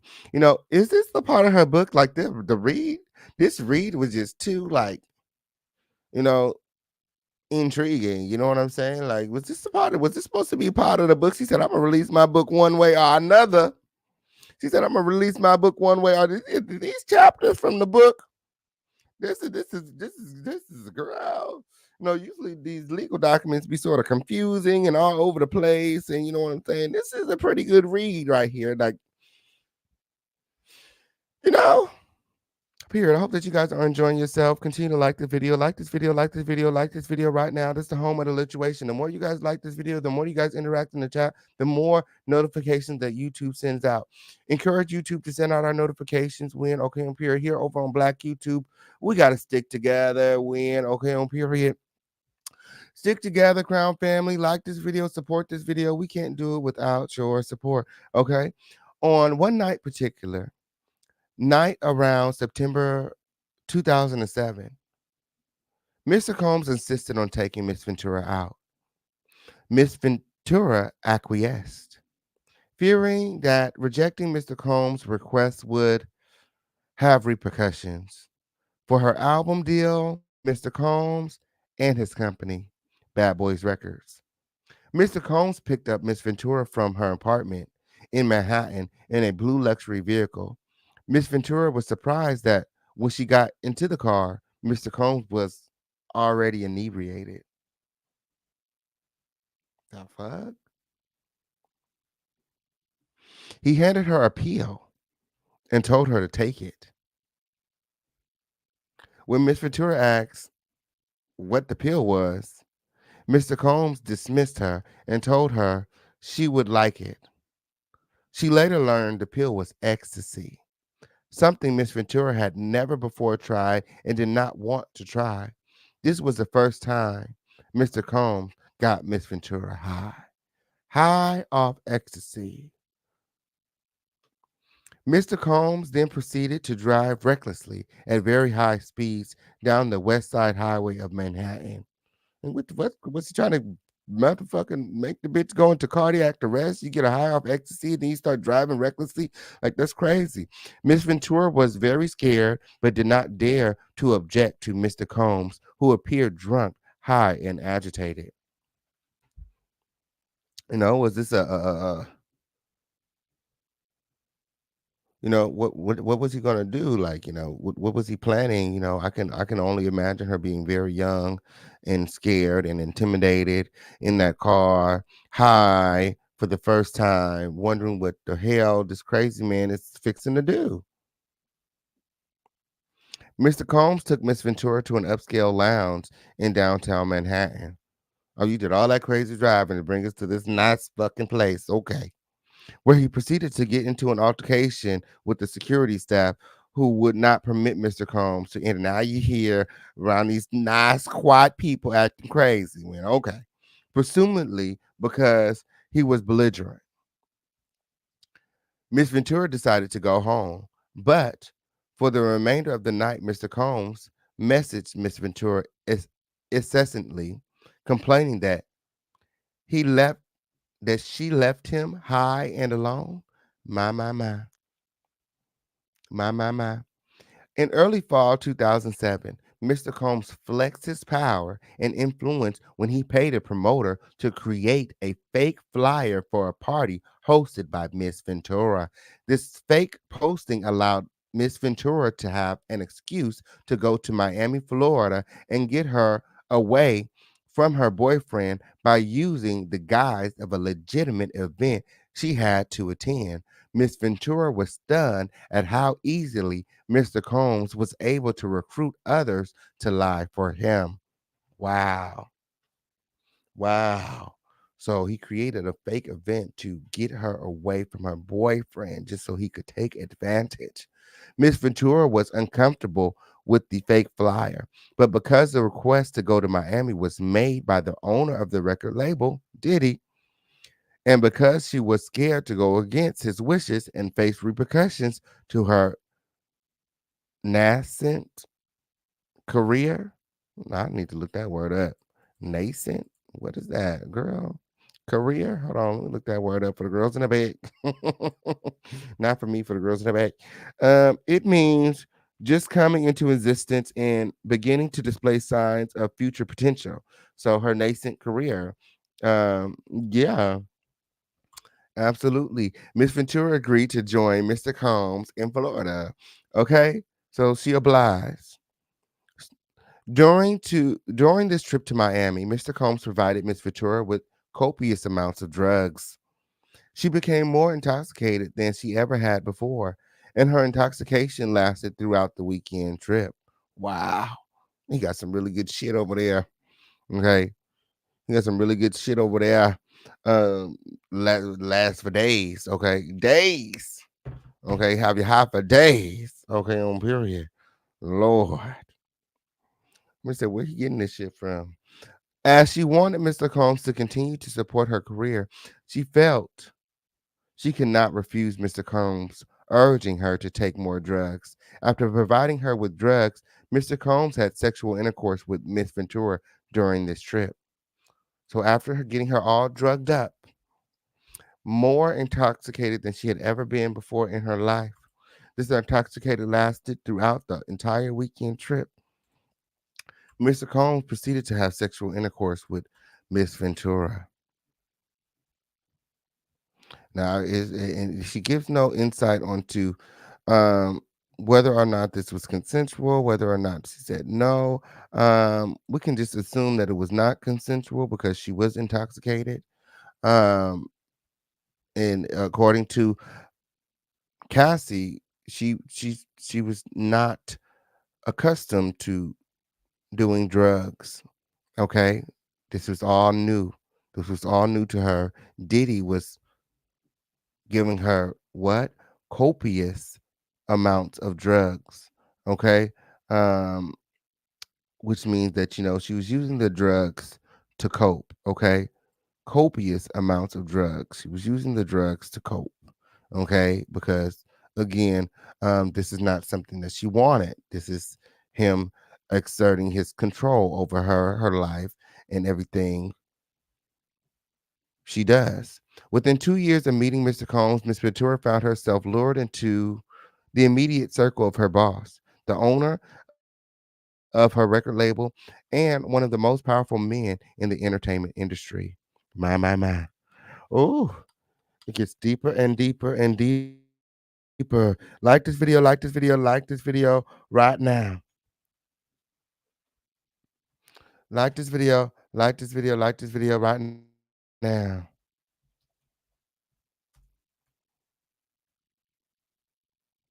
Yes. Oh, yeah. Copious means a lot. Copious means a lot, but she was using the drugs to cope. Yes, it did.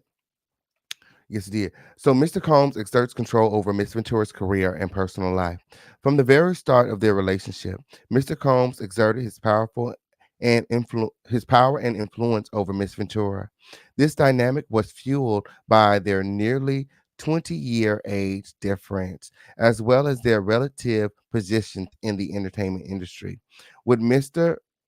Combs considered a music mogul, with Mr. Combs considered a music mogul and Miss Ventura at the very start of her career as an entertainer. Okay. Mr. Combs' aggressive and demanding approach to those he worked with made it impossible for anyone to challenge him. And Miss Ventura soon learned that Mr. Combs insisted on blind loyalty from everyone in his inner circle. Um, we all see Making the Band. We all seen Danny DeCane, the rise and fall of Danny DeCane, the rise and fall of Making the Man. We know that um, Sean Combs from those series is very controlling and impossible to work with. It's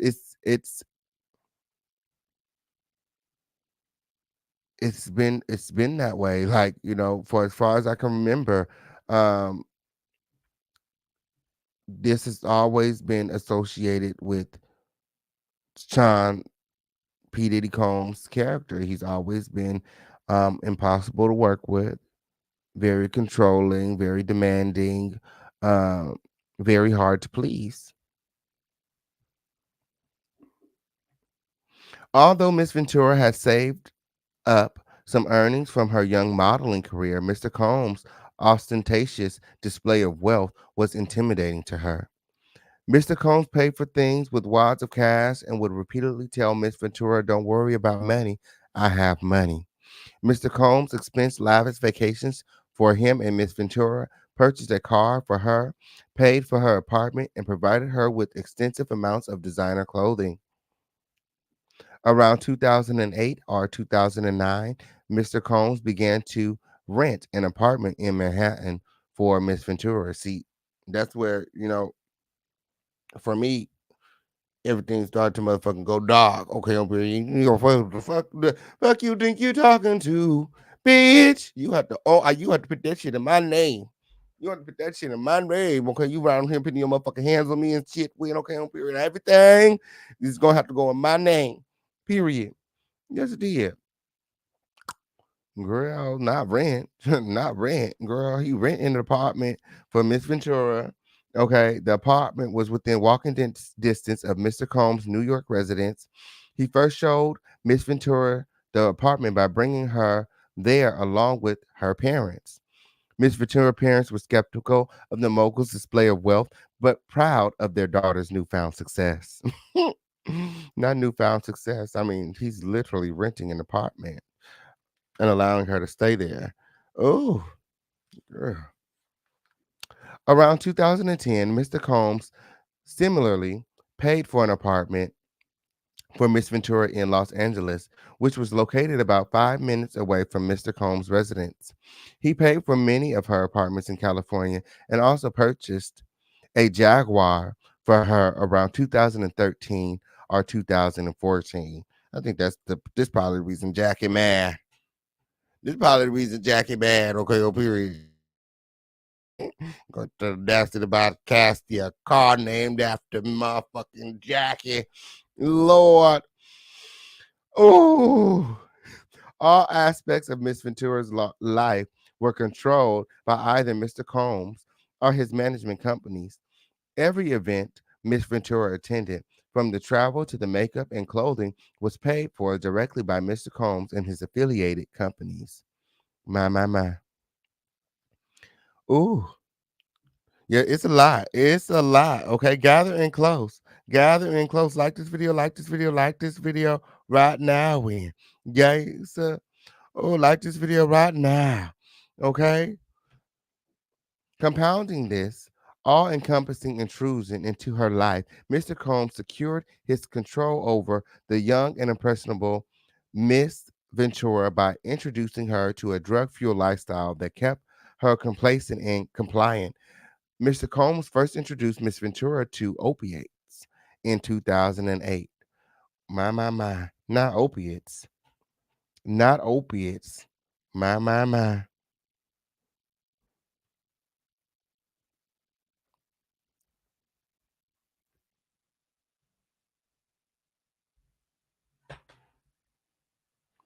And would often have pills and other drugs out in the open like candy. Upon information and belief, Mr. Combs has been addicted to prescription painkillers and took ecstasy frequently.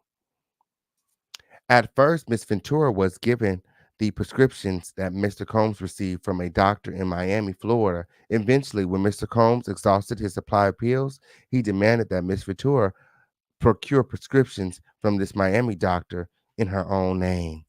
My. What are your thoughts, Crown Family? Let me jump in the chat and see what you guys are talking about. Before judging this suit, describe me you or your child's story. Before judging this suit, imagine you are or imagine if it was you or your child. My. Allegedly, Puffy violated Michael Raines, that dude from Power that plays Tariq. I hope this is not true. I do notice grown ass men avoiding him like the plague. They don't want to get trapped in his wave. My. My. Well, Tyreek has yet to come forward and say anything, so only time will tell.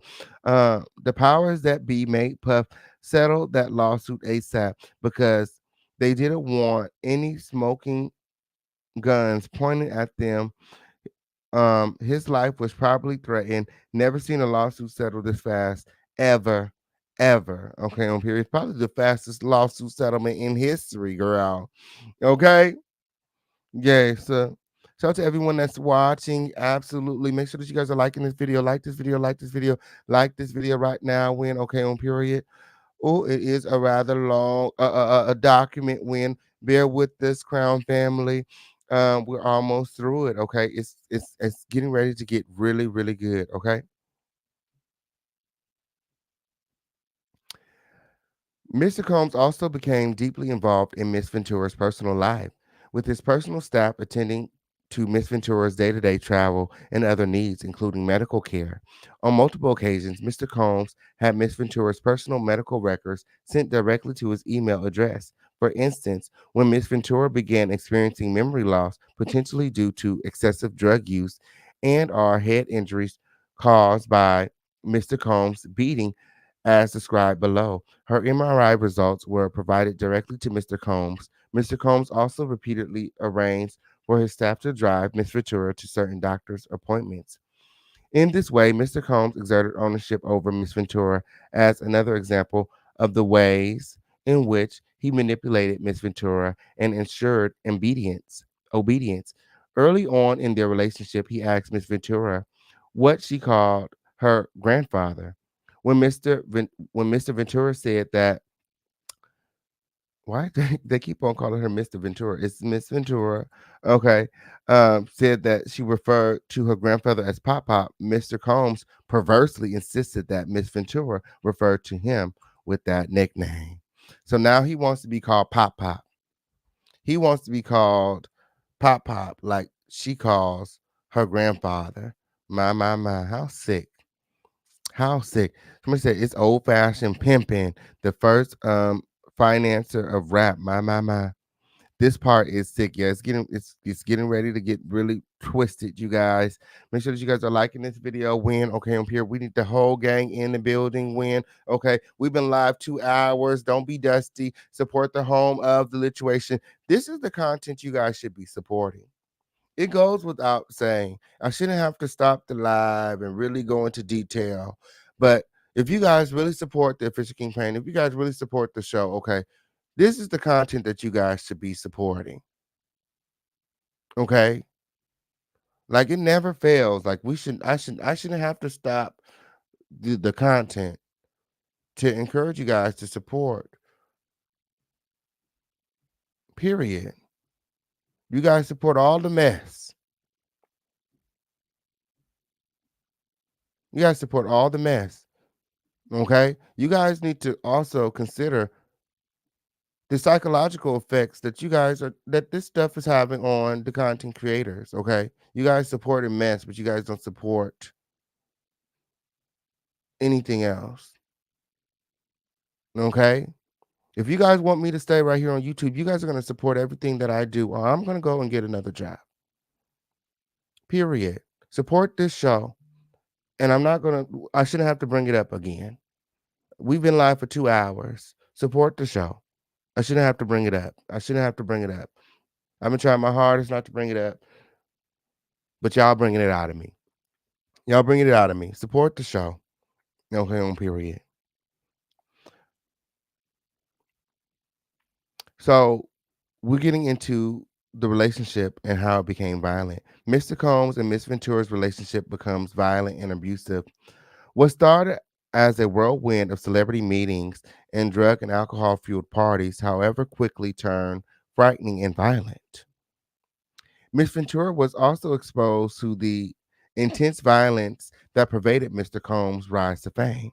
For example, on one occasion when Mr. Combs and Miss Ventura were using drugs together in his home, one of his security staff barged in and announced that Suge Knight, a longtime rival of Mr. Combs, was spotted at Mel's Drive-In Diner in Los Angeles. Mr. Combs began to get dressed, retrieved multiple guns with a safe, and ran out of his home where he believed Mr. Knight was dining. Miss Ventura became terrified and began to cry. My. And again, I believe this is what really encouraged Diddy to go ahead and settle, because this was going to open up a whole another can of worms. Okay, if it hasn't already. Again, Suge Knight plans on addressing this on his new podcast, Collect Call, the day after Thanksgiving on Black Friday. On period. Oh, like this video right now. Okay.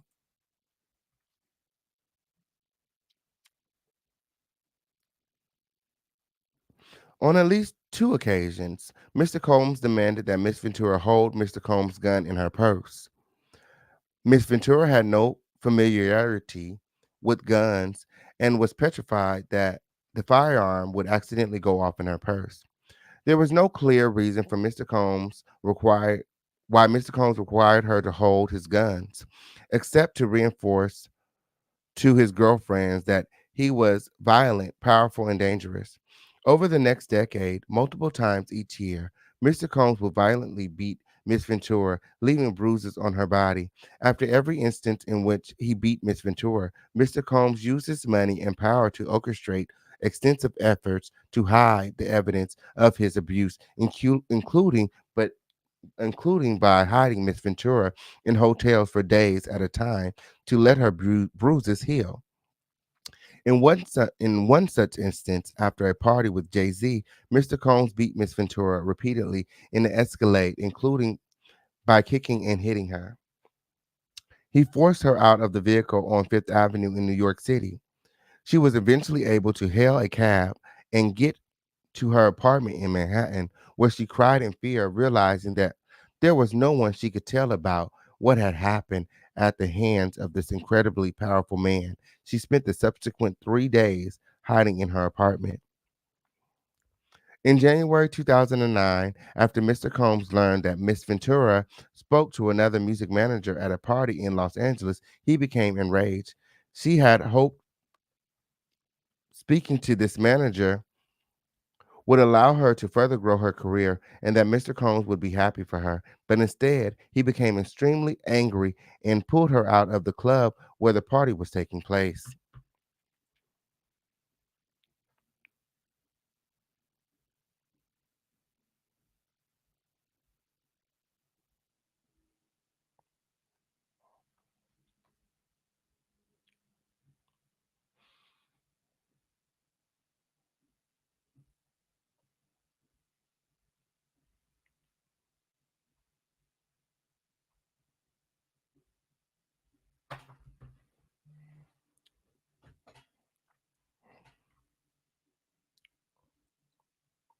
In the car leaving the club, Mr. Combs beat Miss Ventura, pushing her into a corner of the vehicle and stomping on her face. Yes, it gets very violent here, Crown Family. Remember to like this video. Like this video, like this video, like this video right now. We need these likes to get up. We need these likes to get up. We need the support to get up, win, or I can just get up and go. Let's have a vote. Do y'all want this to be my last live stream? Let me go ahead and change. Should this be the official King Pain last live stream?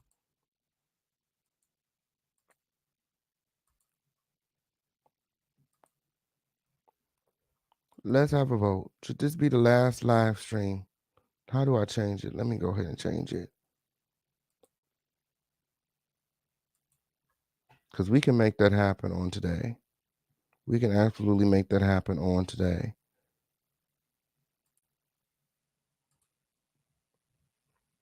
Let me go and grab a poll.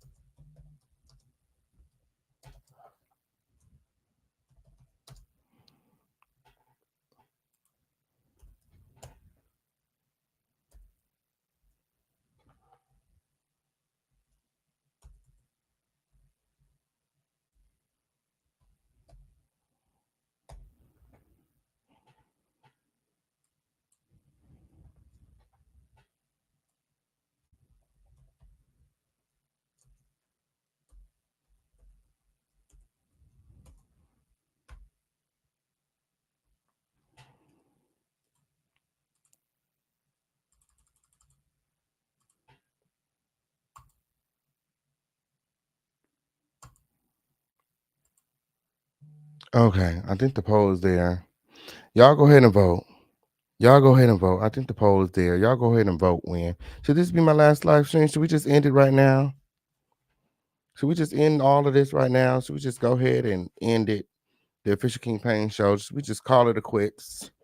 Because that's honestly what I've been thinking. Like, I done came back from vacation and I could focus on a lot of other stuff. I can. Maybe the whole content creating thing is not for me.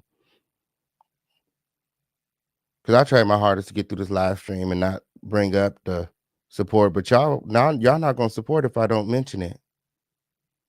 And I'm tired of mentioning it. I can go work for somebody who appreciates my value and my worth. Period. I got clients traveling from all over the world to come get their hair done right now for Thanksgiving. And I'm taking time out of my day to sit here and create content.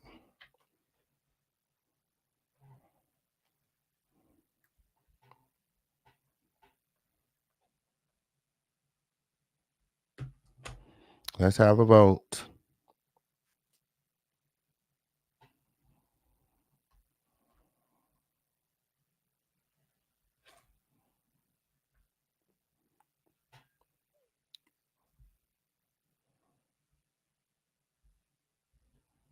Okay. So there's a lot of people saying, yeah, we got 20% of the audience said this should be my last live stream. Period.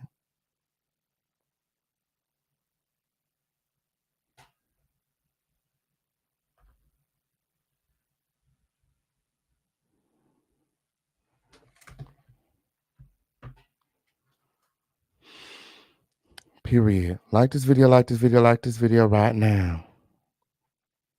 Like this video right now. I'm gonna get back into the content. I'm gonna go ahead and let that poll sit there, win, and depending on where it's at by the end of the show, this may very well be my last live stream right here on YouTube. In the car, leaving the club, Mr. Combs beat Miss Ventura, pushing her into a corner of the vehicle and stomping her on the face. Mr. Combs' security staff, Roger Bonds, my. Roger Bonds. Where's Roger Bonds? Where is Roger Bonds? Tried to stop the beating, but was unable to de-escalate the situation. When the car arrived at Mr. Combs' residence, Miss Ventura attempted to run away, but Mr. Combs followed her and proceeded to again kick her in the face. Miss Ventura was bleeding profusely and was ushered into Mr. Combs' home, where she began to throw up from the violent assault. Upon recognizing the damage he had done and the physical evidence of his abuse, Mr. Combs panicked and forced his staff to bring Miss Ventura to a hotel suite at the London Hotel in Los Angeles, where she was required to stay for a week. During the stay, as her injuries from the beating healed, Miss Ventura began to fully realize that Mr. Combs' tremendously loyal network not only knew about and witnessed his assault, but also that these witnesses were not willing to do anything meaningful to stop Mr. Combs' behavior. She recognized that she was powerless and that reporting Mr. Combs to the authority would not alter Mr. Combs' status or influence, but merely give Mr. Combs another excuse to hurt her. My.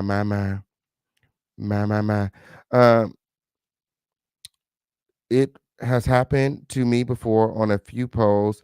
I wish we could edit our response. My.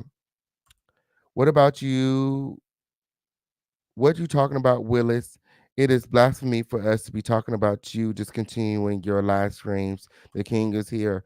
No, I'm not interested in doing live streams with the thousands of people showing up to watch me and not support. Yes, I'm not interested in that. Okay. These young girls don't recognize the essence of pimping as they don't listen to older women who do. So the older men hand down pimping generation to generation. Hit the like. Yeah, please hit the like. Please hit the like. Please hit the like when okay on period. Oh, y'all don't even see the notes on the screen when.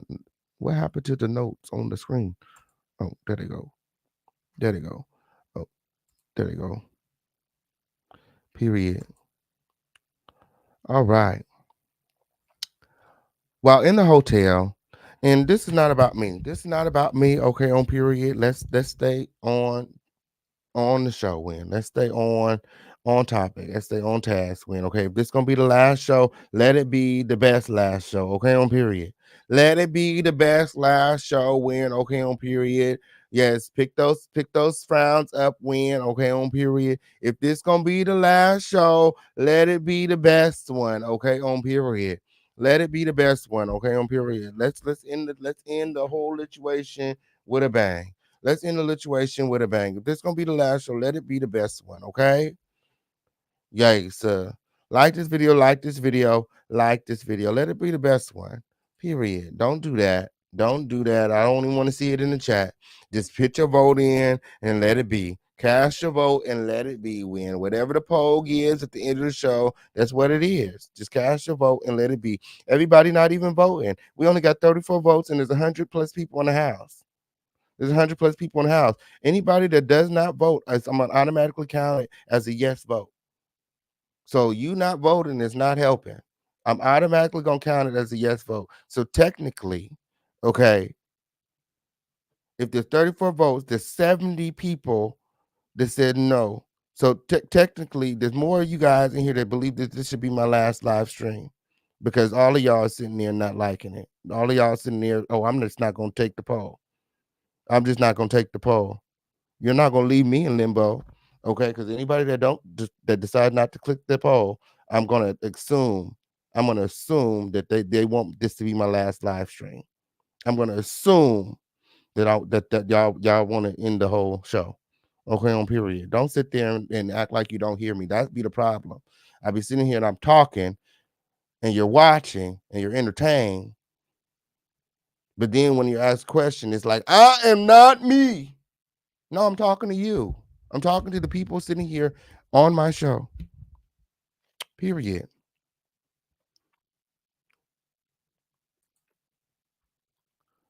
So let's go. While in the hotel, she asked to go home to her parents, but Mr. Combs wouldn't let her leave. She lied to her mother when asked about an online gossip forum that reported the assault. Mr. Combs proceeded to instruct his assistant to purchase excessive amounts of gifts for Miss Ventura, which were delivered to the hotel room where she remained trapped. Miss Ventura was terrified, isolated, and unable to see a pathway out of Mr. Combs' abusive hold on her life. She found herself becoming numb to the abuse she was experiencing and became entirely beholden to Mr. Combs' demands.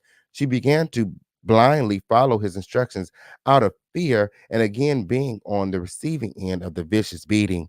By Mr. Combs' own admission, his relationship with Miss Ventura was like Bobby and Whitney, a clear acknowledgement of the unequal power dynamic and excessive domestic violence that permeated their relationship. From the outside looking in, Miss Ventura had heard others refer to her relationship with Mr. Combs as akin to Ike and Tina. My. Her volatile and abusive partner, her label and therefore who also owned her label and therefore held her future success in his hands, had fully exerted control over every aspect of her life.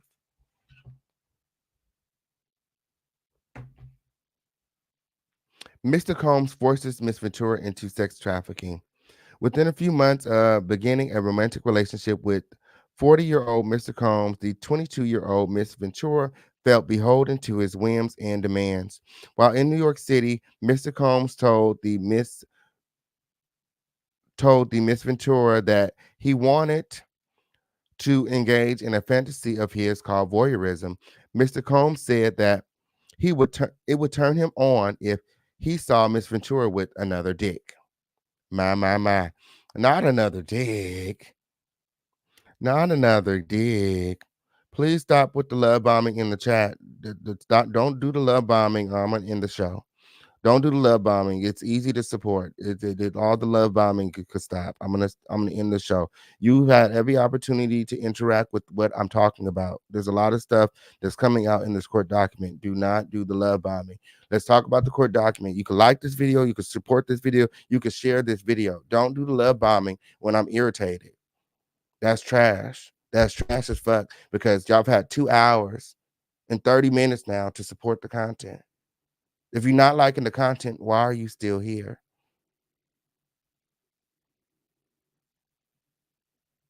I'll drop the link if anybody can explain that. Yeah, don't do the love bombing because I could just leave. Everybody love me, but you don't support. Yeah, let's not do that. Let's not do that. If you love me, you will support me, period. Because I support the people that I love. That's why I show up every single day. That's why I do what I do. Because people say that they need me. People say, oh, you help me get through this. You help me get through that. Who's helping me get through? When you sit here for 2 hours, 3 hours, 4 hours, 5 hours, and you don't support. Yeah, don't do the love bombing or I'll just end the show. Period. Let's get back into the content win, okay?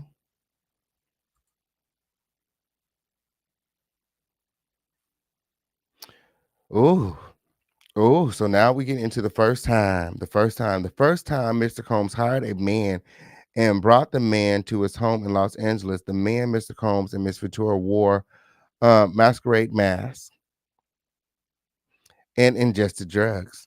Mr. Combs directed Miss Ventura to perform sexual acts with this man while Mr. Combs watched them.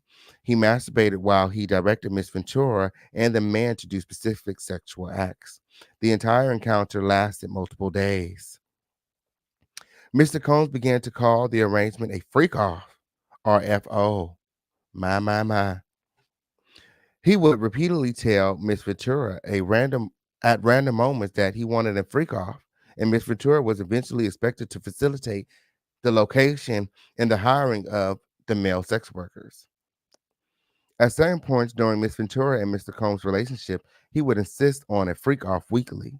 Mr. Combs would repeatedly tell Miss Ventura that this practice was our thing and our secret. Girl. Freak offs would often take place in a hotel suite, including at the Trump International Hotel in Columbus Circle, um, Lemerchage, Beverly Hills, the London Hotel in Los Angeles, the Intercontinental Century City, and the Intercontinental Atlanta, the Intercontinental New York City. It sounded like the Intercontinental was motherfucking involved with. Maybe we should be suing them. Is the Intercontinental directly linked to sex trafficking? Okay. The one hotel in New York and in Miami, the Mandarin Oriental Hotel in New York and in Miami, the Fontainebleau in Miami, the Beverly Hill Hotel, and the shutters on the beach in Los Angeles. Wow.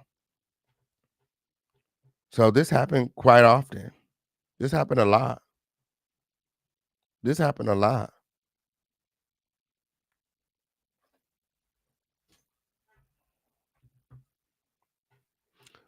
On one occasion, around 2013, Mr. Combs had an FO set up at the Intercontinental Hotel in New York City, after which he was charged with tens of thousands of dollars in damages by the hotel. Upon information and belief, Mr. Combs' chief of staff, Tony Fletcher, paid the invoice charged by the hotel.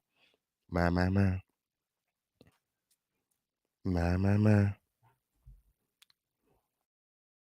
Ooh, still half of y'all haven't voted in here. There's 51 votes on this poll, and 93 people in here.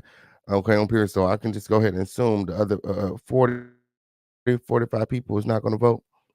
Miss Ventura was eventually instructed to use websites and escort services to find male sex workers to participate in the FOs. Mr. Combs told Miss Ventura to search for large black penises on the website. Sometimes Mr. Combs would pay to fly male sex workers to his location, including to multiple cities in the United States as well as abroad. He required Miss Ventura and his staff to help him make these arrangements. Mr. Combs' assistants would help to set up the FOs, including by setting up the hotel suites with baby oil and Astroglide. My. Mr. Combs always supplied Miss Ventura and the sex workers with copious amounts of drugs before and during the FOs. Miss Ventura was given ecstasy, cocaine, GHB, ketamine, marijuana, and alcohol in excessive amounts during FOs, which allowed her to disassociate during these horrific encounters. It became commonplace to get IV fluids in the days after of an FO to recover from the excessive substances pushed upon her. Miss Ventura was required to dress up in lingerie for an FO, and Mr. Combs insisted she wear white nail polish to contrast her nails with the skin of the black men he hired to have sex with her. During the FO, Mr. Combs would instruct Miss Ventura to pour excessive amounts of oil all over herself. My. I guess they had that body oil. Oh, oh, he made sure there was body oil in every room, in every situation. Body oil and Astroglide when he instructed her to pour the body oil all over herself when. Yes, it did. Oh, did he have some sick fantasies? Okay. Mr. Combs would then instruct Miss Ventura and the sex workers to speak to each other and then specifically tell Miss Ventura where to touch the sex workers. Mr. Combs would say things like, grab that big black dick, and ask her, how does it feel, as he directed her to perform for him. My. During the fuck offs, in addition to directing Miss Ventura and masturbating, Mr. Combs would use his phone, laptop, and tablet to film Miss Ventura having sex with hired sex workers. He treated the forced encounters as a personal art project, adjusting the candles he used for lighting to frame the videos he took. So there's videos. According to CASSIE, there's videos. While Miss Ventura quickly deleted any photographs or videos of sex acts if they were taken on her phone, Mr. Combs repeatedly made clear that he retained many videos of Miss Ventura during the freak offs. Even when she deleted the videos, Mr. Combs would tell Miss Ventura that he was able to recover deleted videos from her devices. On one occasion, he sat next to her on a flight and made her watch a video she thought she had deleted, reinforcing her inability to escape and the immense power he held over her. So she's alleging that there's videos, and he's been holding these videos over her head for years. Mr. Combs would pay the male sex workers a few $1,000s in cash for their services. During some freak offs, Mr. Combs would become extremely intoxicated and would hit Miss Ventura in front of the male sex workers. Miss Ventura was repulsed by Mr. Combs' demands, but between the physical beatings and recognizing his incredible power and incredible temper, Miss Ventura became petrified of her partner and boss and felt that she could not say no. He even would present her with lavish gifts prior to or in the middle of her freak offs, seemingly acknowledging the ways in which these forced sexual encounters constituted work for Miss Ventura and that he needed to compensate her for this work. At one point, he had given her so many designer bracelets for freak offs, and immediately following his brutal beatings, that she felt that she was shackled by his presence. My. Take the shackles off my feet so I can dance. I just want to praise him. Oh, she said she felt shackled by all of the gifts. Empress 90 said, what is going on today? I know King just got back from vacation, but there are usual hundreds more people in the chat. Is he being shadow banned? Maybe it's the topic. Great live, King. They are missing out. Clearly. Thank you, friend. They are definitely missing out. Okay, on period, on some amazing content. Okay. Oh, who cares? Maybe I should just take the rest of the holidays off. Okay, on period. Oh, frequently her anxiety before and freak off would be so great that she would become physically ill, sometimes to the point of vomiting. While kneeling over a toilet, Mr. Combs would shame her into performing for him, eventually forcing her to get up and proceed with the encounter. She knew firsthand that telling Mr. Combs that she did not want to engage in freak offs was met with anger and violence. In addition, any suggestion that Miss Ventura would refuse the freak off or otherwise report Mr. Combs' abuse was met with ultimatums by Mr. Combs, who would say that Miss Ventura could not go to the police because she had a lot to lose. Lord. Around August 2015, for example, in the middle of a surprise birthday dinner for Miss Ventura's 29th birthday, Mr. Combs insisted that Miss Ventura leave the party and go to a hotel for a freak off. My, this is 10 years in. Okay. She met him at 19. He crashed her 21st birthday, and here we are at her 29th birthday party. That's crazy. When she expressed that she did not want to go, Mr. Combs had Miss Ventura um, cornered by his security staff in order to force her to leave with him. After the freak off, Mr. Combs and Miss Ventura went back to the hotel room that Miss Ventura was staying in, where some of Miss Ventura's friends were already hanging out. Mr. Combs was severely intoxicated and at one point during the night picked up one of Miss Ventura's friends like a child and dangled the friend over the balcony of the 17th floor hotel suite. Miss Ventura and her friends were scared by Mr. Combs' erratic behavior, but Miss Ventura was heavily sedated because of the drugs she took to participate in the freak off and therefore was unable to respond to Mr. Combs' terrifying behavior. The freak offs became work for Miss Ventura, and despite her protestations, Mr. Combs insisted on these intricately staged and forced sexual encounters between Miss Ventura and various male sex workers. My, my, my.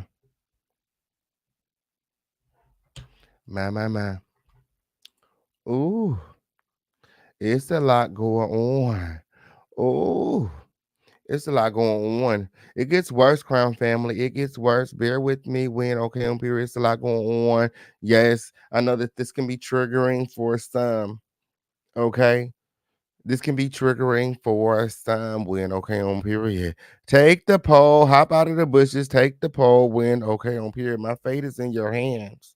My fate is in your hands, okay, on period. Oh, the show is in your hands. Okay. If no one has seen it, review the perfume ad that was banned. What perfume ad that was banned? These documents are a book, Fran. Clearly, the girls don't like to read. Just like Meek Mill was in P. Diddy's pool, and Puff was recording him saying, "You did your thing today, Daddy." My. What is going on today? I know King. Oh, we just read that. Okay, hop out of the bushes. Like this video. Like this video. Like this video. Win. Yes. Okay, back to the content. Okay, on period. Back to the content. Win. Let's go. Everybody hashtag let's go. Everybody hashtag let's go. Okay, on period. Miss Ventura tries to escape Mr. Combs' abuse. Anytime she tried to create distance between her and Mr. Combs, he used his networks to find her and convince her to return to his abuse. On multiple occasions, Mr. Combs sent his employees to lure Miss Ventura back. In 2011, during a rough patch in Mr. Combs and Miss Ventura's relationship, Miss Ventura had a brief relationship with musician Kid Cudi. When Mr. Combs returned from his trip, he demanded another freak off of Miss Ventura. She acquiesced. During this freak off, Mr. Combs found Miss Ventura's phone and found emails between her and Kid Cudi. Mr. Combs became enraged and proceeded to place a manual corkscrew between his fingers and lunged at Miss Ventura. He did what? What a manual corkscrew? What is that? Like for like wine? And he lunged at what? What? Miss Ventura ran away to stay at Kid Cudi's home to escape Mr. Combs' wrath. Soon thereafter, one of Mr. Combs' staff members told Miss Ventura that he needed to just talk to Mr. Combs, even though Mr. Combs was enraged. Feeling like she could not escape Mr. Combs and his network of enforcers, Miss Ventura returned to Mr. Combs.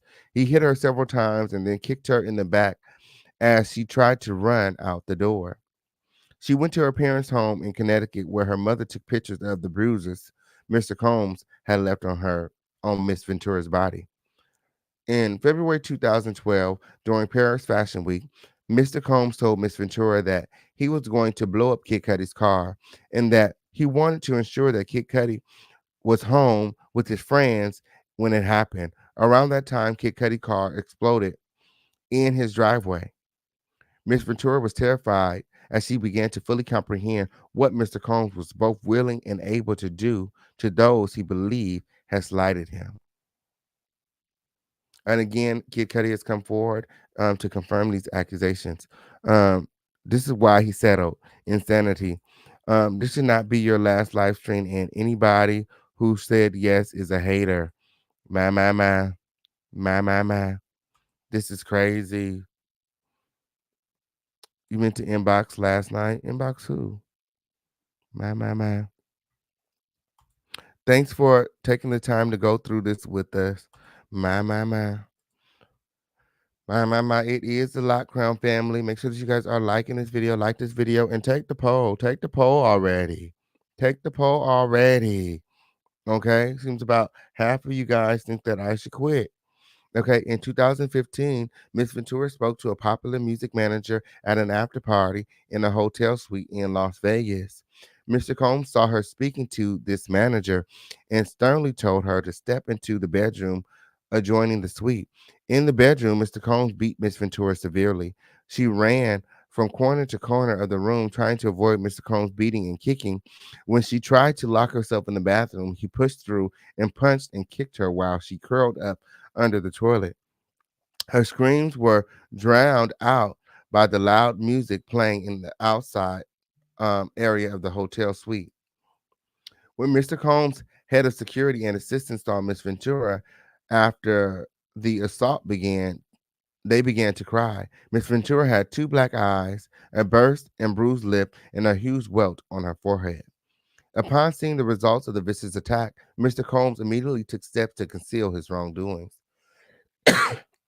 He forced Miss Ventura to stay at his home in Holmby Hills, Holby, whatever, Holby Hills, along with one of his sons. While there, Mr. Combs FaceTimed Miss Ventura and stated, "You got to go up and put more makeup on. My sons can't see you like that." She did put makeup on per Mr. Combs' demands. Miss Ventura felt that she had no choice but to obey her abuser. Even though security guards, assistants, and friends saw the situation she was in, no one dared to help her or speak up on her behalf. She therefore had no choice but to remain subservient.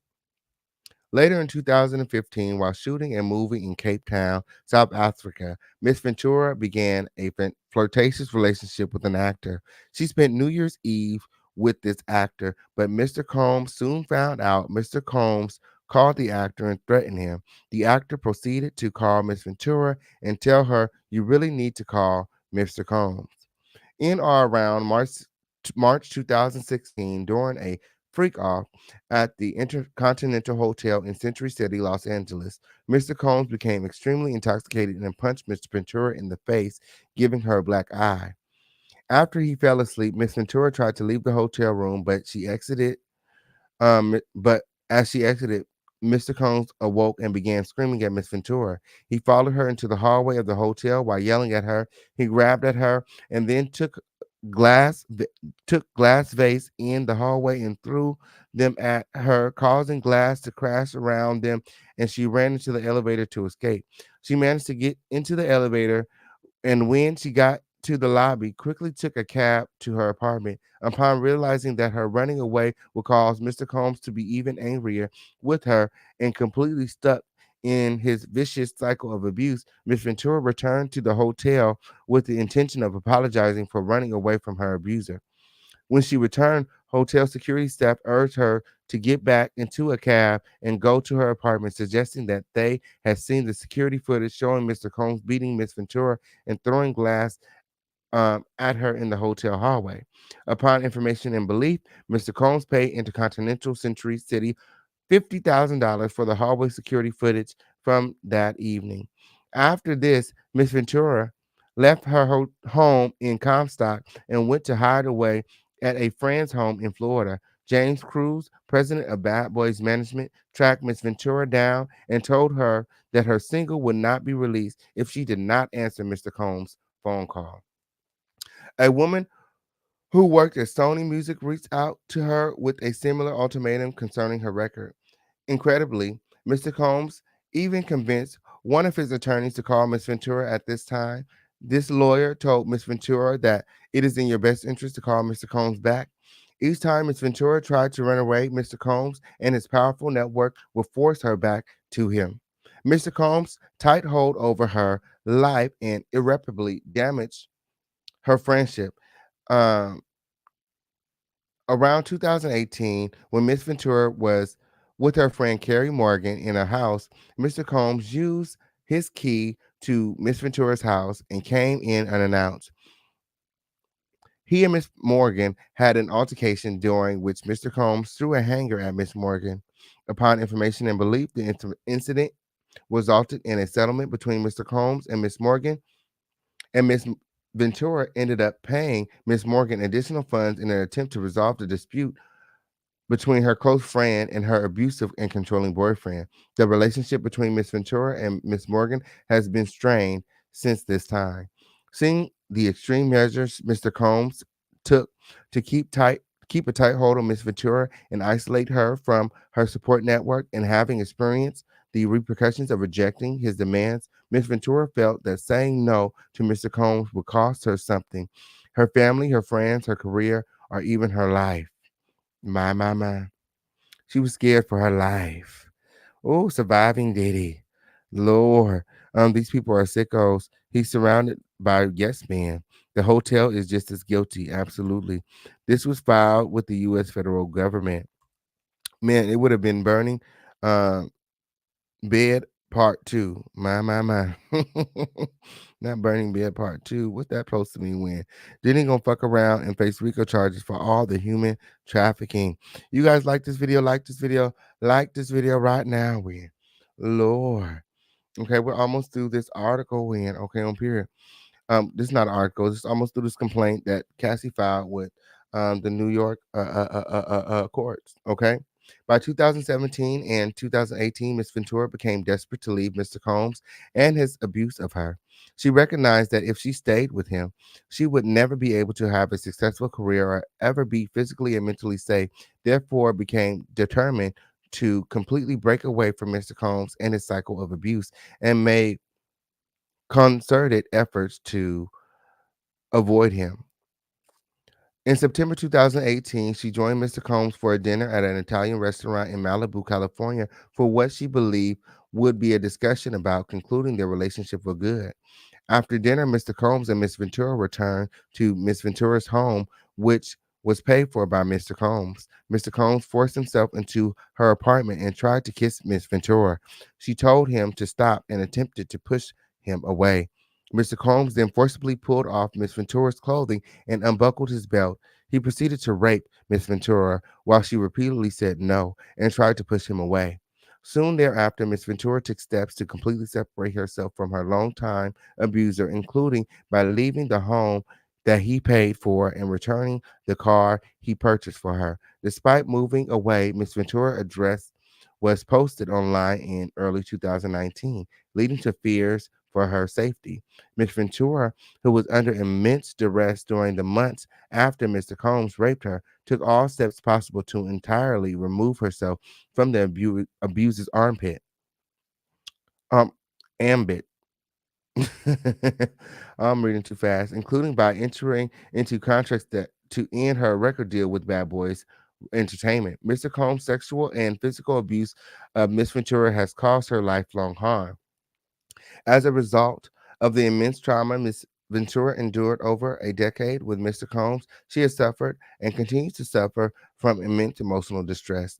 Following her escape from the cycle of abuse and sex trafficking she endured, she struggled with the physical and mental manifestation of her trauma. The birth of her two children, however, allowed her a new lease on life and gave her purpose. She credits her children with saving her from the trauma that had consumed over a decade of her life. Except for the months when she was pregnant with her children, Miss Ventura struggled with her addictions to drugs and alcohol, addictions that were established and fueled by Mr. Combs. She turned to substances to drown out the memories of her abuse.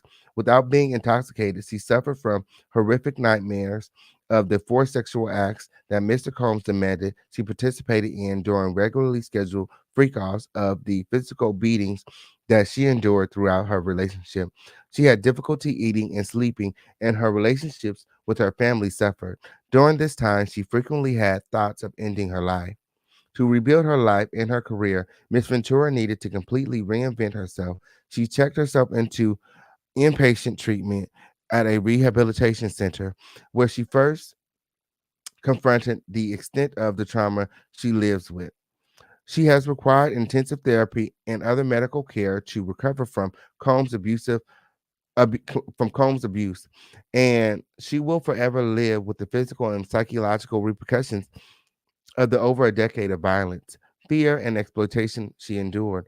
Although Miss Ventura was unable to speak up against the years of abuse she endured at the hands of Mr. Combs, she had since been able to rebuild her life, confront her trauma, thanks to a passage of New York's Adult Survivors Act and California's Sexual Abuse Accountability and Cover Up Act. She is now ready to be able to also confront her abuser and to hold him and those who enabled his abuse accountable for their actions. My. These are the causes of actions for this lawsuit. First cause of action, sex trafficking. Okay. Second cause of action, violation of the New York Services for Victims of Human Trafficking, New York Services Law. Okay. This is what, she's charging, that she's alleging that Diddy is guilty of. Violation of the California Trafficking Victims Protection Act, California Civil Code 52.5. Battery and sexual battery under the New York law against defendant Sean Combs. Sexual assault pursuant to the California Sexual Abuse and Cover Up Accountability Act, California Civil Procedure 340.16. Violation of the Victims of Gender Motivated Violence Act of New York City, Admin Code 10-1101. Seventh cause of action, sexual harassment, gender discrimination, and hostile work environment under New York State Human Rights Law, New York Executive Law 290. Eighth cause of action, sexual harassment, gender discrimination, and hostile work environment under New York City Human Rights Law, New York City Admin Code 8101. My. And here is the prayer for relief. Wherefore plaintiff prays judgment be entered in her favor against defendants, and each of them as follow. For a money judgment representing compensatory damages, including consequential damages, lost wages, earning, and all sums of money together with interest on these amounts according to proof. 2. For a money judgment for mental pain and anguish and severe emotional distress according to proof. 3. For punitive and exemplary damages according to proof. For attorney fees and costs, for judgment, for prejudgment and post-judgment interest, and for such other further relief as the court may deem just and proper. Okay, on period. Yeah, so as you guys all know, that was a lawsuit that was filed. It has since been dismissed, okay, but not before Cassie received a very large settlement, okay, on period. A very large settlement, okay, after going through the lawsuit and hearing everything, okay, on period, that was said. I know, okay, that she walked away with a bag, okay, on period. Shit, I know I would have walked away with a bag, okay, on period. She settled too quick. A lot of people believe that she settled too quick. Yeah,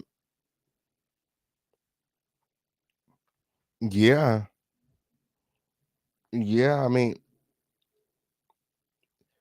he probably was, gave her what she was offering, what she was asking, whatever she was asking for, she got it. Because with a civil suit, I mean, your only option is to settle. So we can assume that, whatever Cassie was asking for, okay, on period, she got it because, they settled rather quickly. He didn't even give her, a chance to make a counter. Counter. You know, he didn't give her the opportunity to counter. He said, just give her whatever she wants. That's what it's giving me. Just give her whatever she wants. Shout out to everybody here. Shout out to everybody pulling up. Okay. She got what she asked for, period. This is so sad. It seems everyone in the limelight is a sociopath. Girl, there should be no time limits. Yeah, there should be no time limits. Absolutely. Kim Sample in the building. Hey, friend. New York released statutory time limits on X laws. Okay, this is crazy. Yeah, what do you guys think about the complaint? Let me know in the chat. For those that don't know, what happened, friend? A good portion of the settlement will most likely go toward security and attempting to be invisible in order to stay alive. Okay, on period. Oh, they said not armpit wig. Yes, for armpit. Okay. Rich Montana wonder about this one.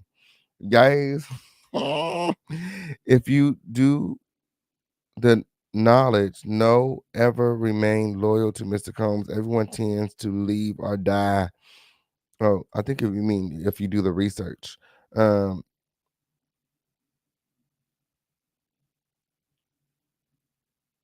my. Shout out to everybody here. Shout out to everybody. Now that was a long read. Okay, on period. Um, yeah, we've been here for 3 hours. Okay, on period. Um, I hope that you guys enjoyed the show. Shout out to everybody that stuck it out. Win. Okay, on period. Oh, where am I supposed to be going? Girl, got invited to another damn party. Oh,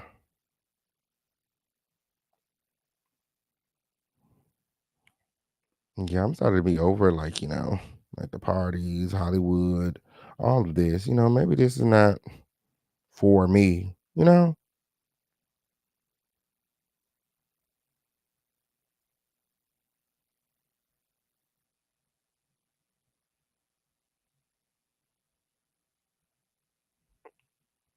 Because honestly, I was expecting the girls to come out in large numbers for this show.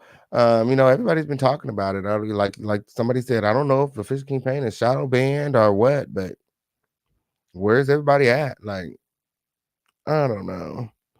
I don't know. Constantly having to fight against an algorithm. What inbox are you asking me to check, ma'am? What inbox are you asking me to check? I have several inboxes.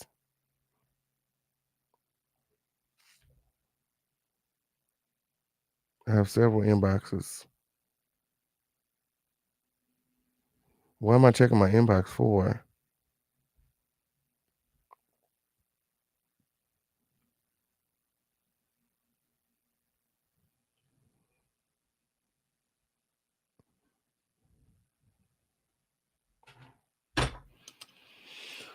Okay. Shout out to everybody here. Shout out to everybody watching. So the poll, let's get into the poll. So we took a poll, okay, on period. And we got about 82 votes on the poll. So according to the poll, 63% of you guys believe that I should not quit. Okay, and 37% believes that I should go ahead and throw in the towel. My. Is there any of the 37% that would like to come up and say something, Win? Why you think I should quit? Why you think I should give it up? Why you think I should throw in the towel? My. Why are you here? Is the better question. Why did you show up today?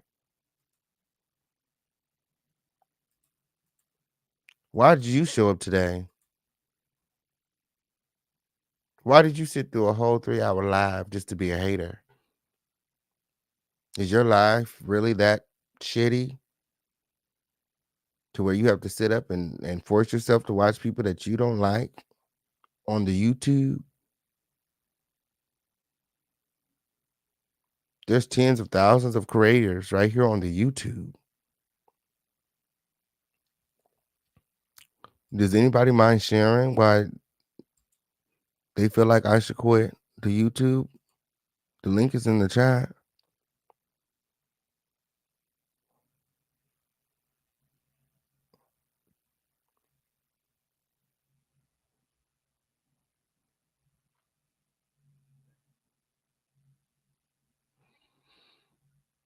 Look around and everybody on mute. Look around and everybody on mute. See, that be the thing about the YouTube. A lot of these bitches are bold behind screen names and avatars and things. But when you drop a link or you call somebody out, they be crickets. They be silent as fuck. We got all these keyboard gangsters. All of you bitches hopped out of the bushes to take this poll to say that I should quit the YouTube, but not one of you guys, not one. Let there be one dusty bitch to come out of the bushes and explain. Let there be one. I can never give a fuck about a dusty bitch opinion who's scared to stand on it.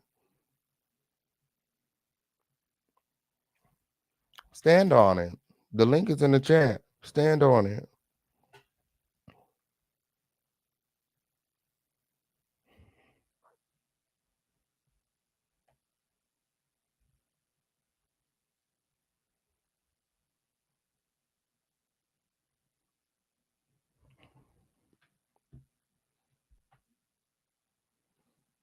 Yeah, that's why you can't take negative bitches serious. Okay, you can't take none of these bitches serious. Okay, on period. They can't stand on shit.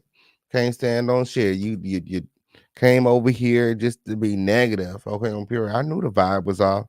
I knew the vibe was off of this live of this show. The vibe was definitely off. We had a bunch of negative people in the motherfucking building, and a bunch of negative, broke, dusty, raggedy, rusty neck, crusty, punk ass, weak ass bitches in this live, sitting in the back, hating, congregated together, just being some fucking haters. Just being some fucking haters. How come none of you dusty bitches can stand on it when? This could very well be my last day here on the YouTube. Speak on it. Speak on it. The 37% can get dusted the fuck off. I block every last one of you bitches. Period. Because we don't need you. We don't need you. Okay, on period. I'm trying to trick these hoes about the motherfucking bushes. Come out the bushes. Okay? Come out the bushes. Girl, scary ass hoes. The girls be scary weird. The girls be so scary weird. Okay, on period. Okay? At least I'm bold enough to live my life live and in color. Okay, I come on this camera every day, good, bad, or indifferent, no matter how I'm feeling. If I'm going off, if I'm having a good day, if I'm having a bad day, I'm bold enough to get up here every fucking day and show my motherfucking face, regardless of how anybody feels or what they got to say about me. It takes a lot to be a content creator. So any bitch that felt the that felt the audacity to hop up out of the bushes and hop onto that yes button and too pussy to speak out on it now, just go ahead and dismiss yourself from the home of the lituation, because we don't need you. It's bitches like you that make it hard for creators like me to be exactly who we are. Period. See the difference between me and these other content creators. I'm not thirsty for clicks and views. I'm not thirsty for the clout win. Okay, on period. I'm not sitting with bitches that I done sat up here and said, oh, I don't like them, or I done beef with them. Like, I'm not no fake ass two-faced. That's what y'all like. That's what y'all, that entertains y'all. Y'all like the Stormishas and all of the Jaguars and all them fake ass bitches. Y'all like to see fake bitches linking up. Y'all like the contra TVs linking up with the motherfucking Ron Rays and all of that. I'm no fake bitch. Y'all ain't never gonna come over here and see no fake ass shit. If I don't like a bitch, I don't like a bitch, and I don't like that bitch for life. Period. I'm not gonna wait a few months for people to forget the narrative and then hop back out on the scene like nothing ever happened. Some weird fake ass shit. If you're looking for the fake bitches, go over there.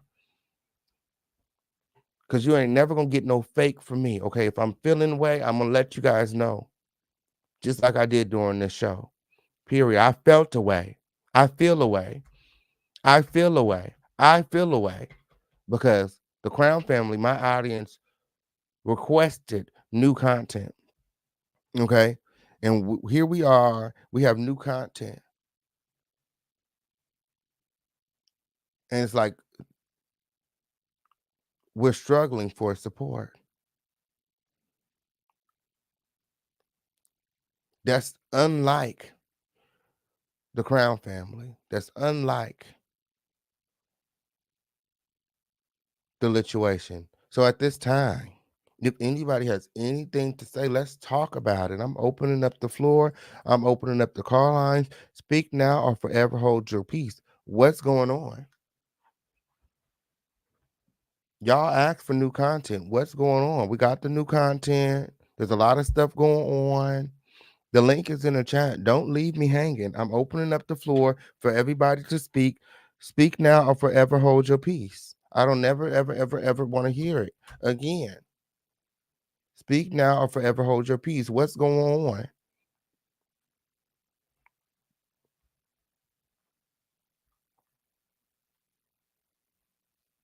The dust is looking for the tree. Fran. Fran. Okay, on period.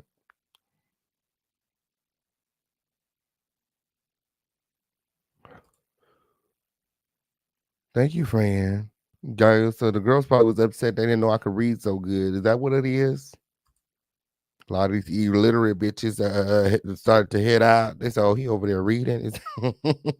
Often imitated, never duplicated. When okay on period. Was it the long read? Okay on period. Girl, we got to make sure that we have our facts together. Yeah, come on out of the bushes, support the show, like this video. When okay on period.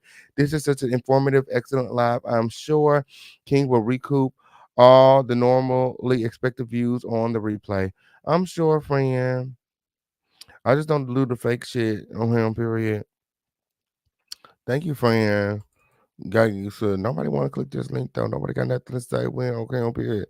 Okay, I'm taking mental notes. When I'm taking mental notes. Okay, I'm taking mental notes of the people that's here in this live. Okay, I'm asking the girls to speak now, or forever hold their peace. What that word? What's it giving? The girls ask for new content. We got the new content. When okay, on period. And the girls is like, what? So y'all don't. So it's given that y'all don't want to hear no more about this Diddy situation. Y'all not really interested in Diddy. We done heard it all before. Is that what it's given? What do y'all want to talk about? What do y'all want to talk about? What's going on? I don't got all day. I don't got all day. Like either we gonna talk now or I'm not going live for the rest of the week. I'm not going live for the rest of the week. I can figure it out by myself, or we can figure this out together. I'm giving y'all the opportunity to speak up. Okay, here's the link. Okay, here's the link. Let's talk about it. Because what I don't like is after the show, people go into my inbox on Instagram.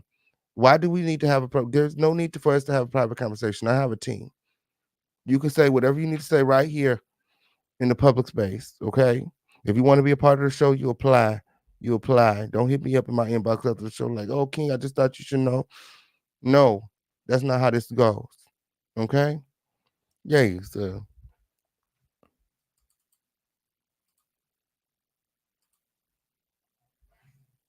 oh, the Cassie Diddy tag is shadow band. Is that what you think?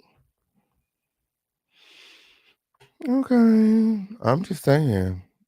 Now is the time to chat or forever hold your peace. Okay.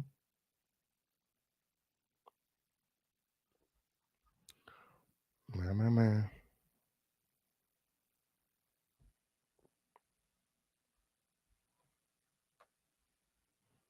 Outside of that, I hope that you guys all enjoy your holidays. When okay on period. Thanksgiving is tomorrow. Um, I'm not motivated to do no Thanksgiving live. Okay on period. I think I'll do some Thanksgiving here instead. I'm not gonna take a second off on my Thanksgiving to go live. I'll schedule in some hair instead. Yeah. Because I literally like what people don't get is like I do a lot in a day and I literally schedule these lives in sometimes and sometimes people be saying, oh, he's late. He's like, no, bitch, I'm finishing up a hair client. I'm not fucking late. How can I be late to the official King Payne show? The show don't start until the official King Payne sits down. Like I can never be late to my own show. I could see if it was like fucking what chasing or something like that, and they got a scheduled show for their brand and they platform. This is literally called the official King Payne show. I can't be late to my show. Wonder if this would spark the public demand, the release of the commission album. What commission album? What commission album? Y'all like this video, like this video, like this video right now. Y'all know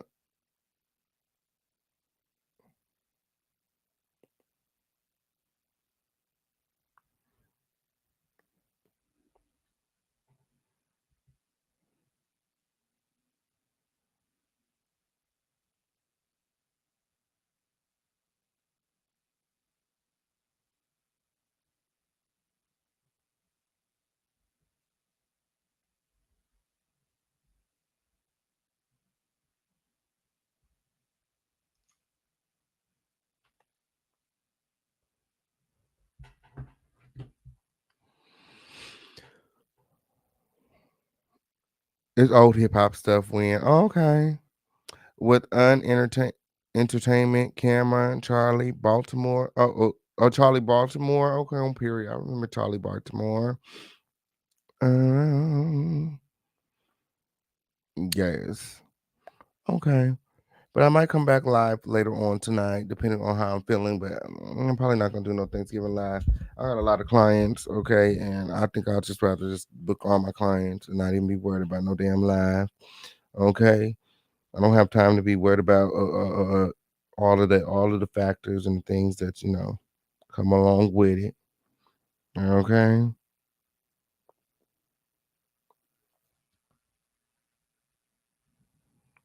But I'll let you guys know if I go live later on tonight. Period.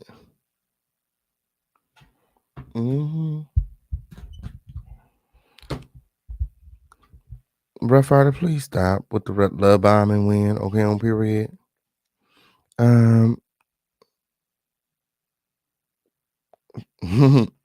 Okay.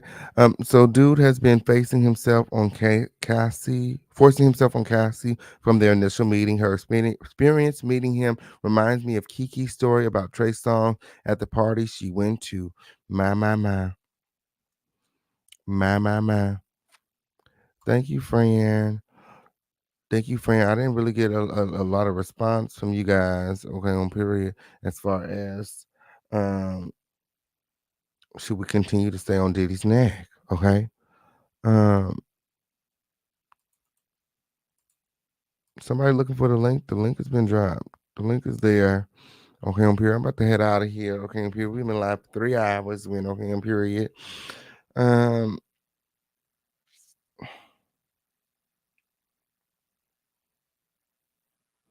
How much money is it? Why are y'all harassing me? It can't be that much money. Every time I signed up for one of those, I didn't get too much. There's some class action lawsuit for this job that I used to work for, and they literally harassing me like, do you want a part of it? Do you want a piece of it? Like, girl, I could care less. Like, how much is it? Like, girl, last time I signed up for something like this, I got like $13. Like, come on. Like, how much is it really? Like, how much could it possibly be? How much could it possibly be? Girl. And if I'm owed the money, shouldn't they just give it to me anyway? That has happened before too. Okay, on period. Yeah, Melinda, you missed all 3 hours. Okay, on period. Yes. Ooh. Ooh, stay on Diddy. You think so? I don't know, friend. Like we didn't get a lot of we didn't really get received well on today. Am I cooking this Thanksgiving? I don't know. I don't know. I'm really gonna make my plans when I get off of this line. Y'all just getting off of work. My bad. My bad. Win. Okay, on period. I don't know, friend. Did you take the poll? I can't tell if the girls just getting off work because the poll is still the same. If the girls just getting off work, y'all show coming in and skipping right over that poll. Okay, on period. Y'all skipping right over that poll. Okay, we still got a lot of people that feel like I should quit. Okay. No, that's not love bombing. Okay, on period. That's not love bombing. Okay.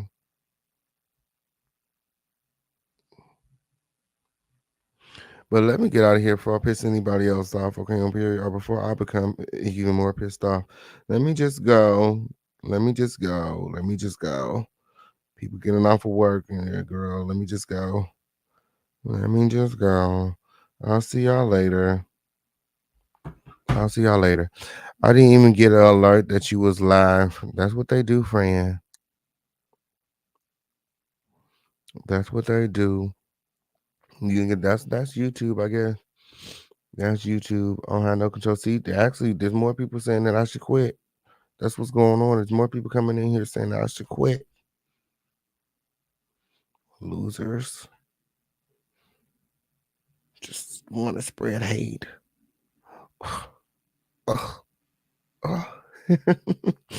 These losers just want to spread hate. Okay, period.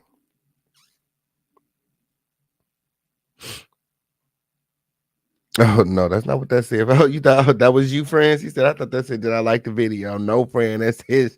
Should this be my last live stream? That's what it said. Y'all just coming in blindly saying yes. Okay. Oh. Oh. I'm gonna put the poll. I'm gonna put the poll on my community feed. Let's put the poll on my community feed and see. I feel like the girls want me to quit. I feel like I should just give everybody what they want this year.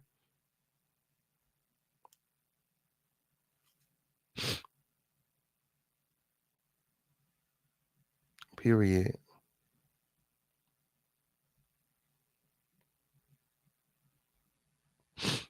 Oh, I see what happened. Let me get off of this thing when.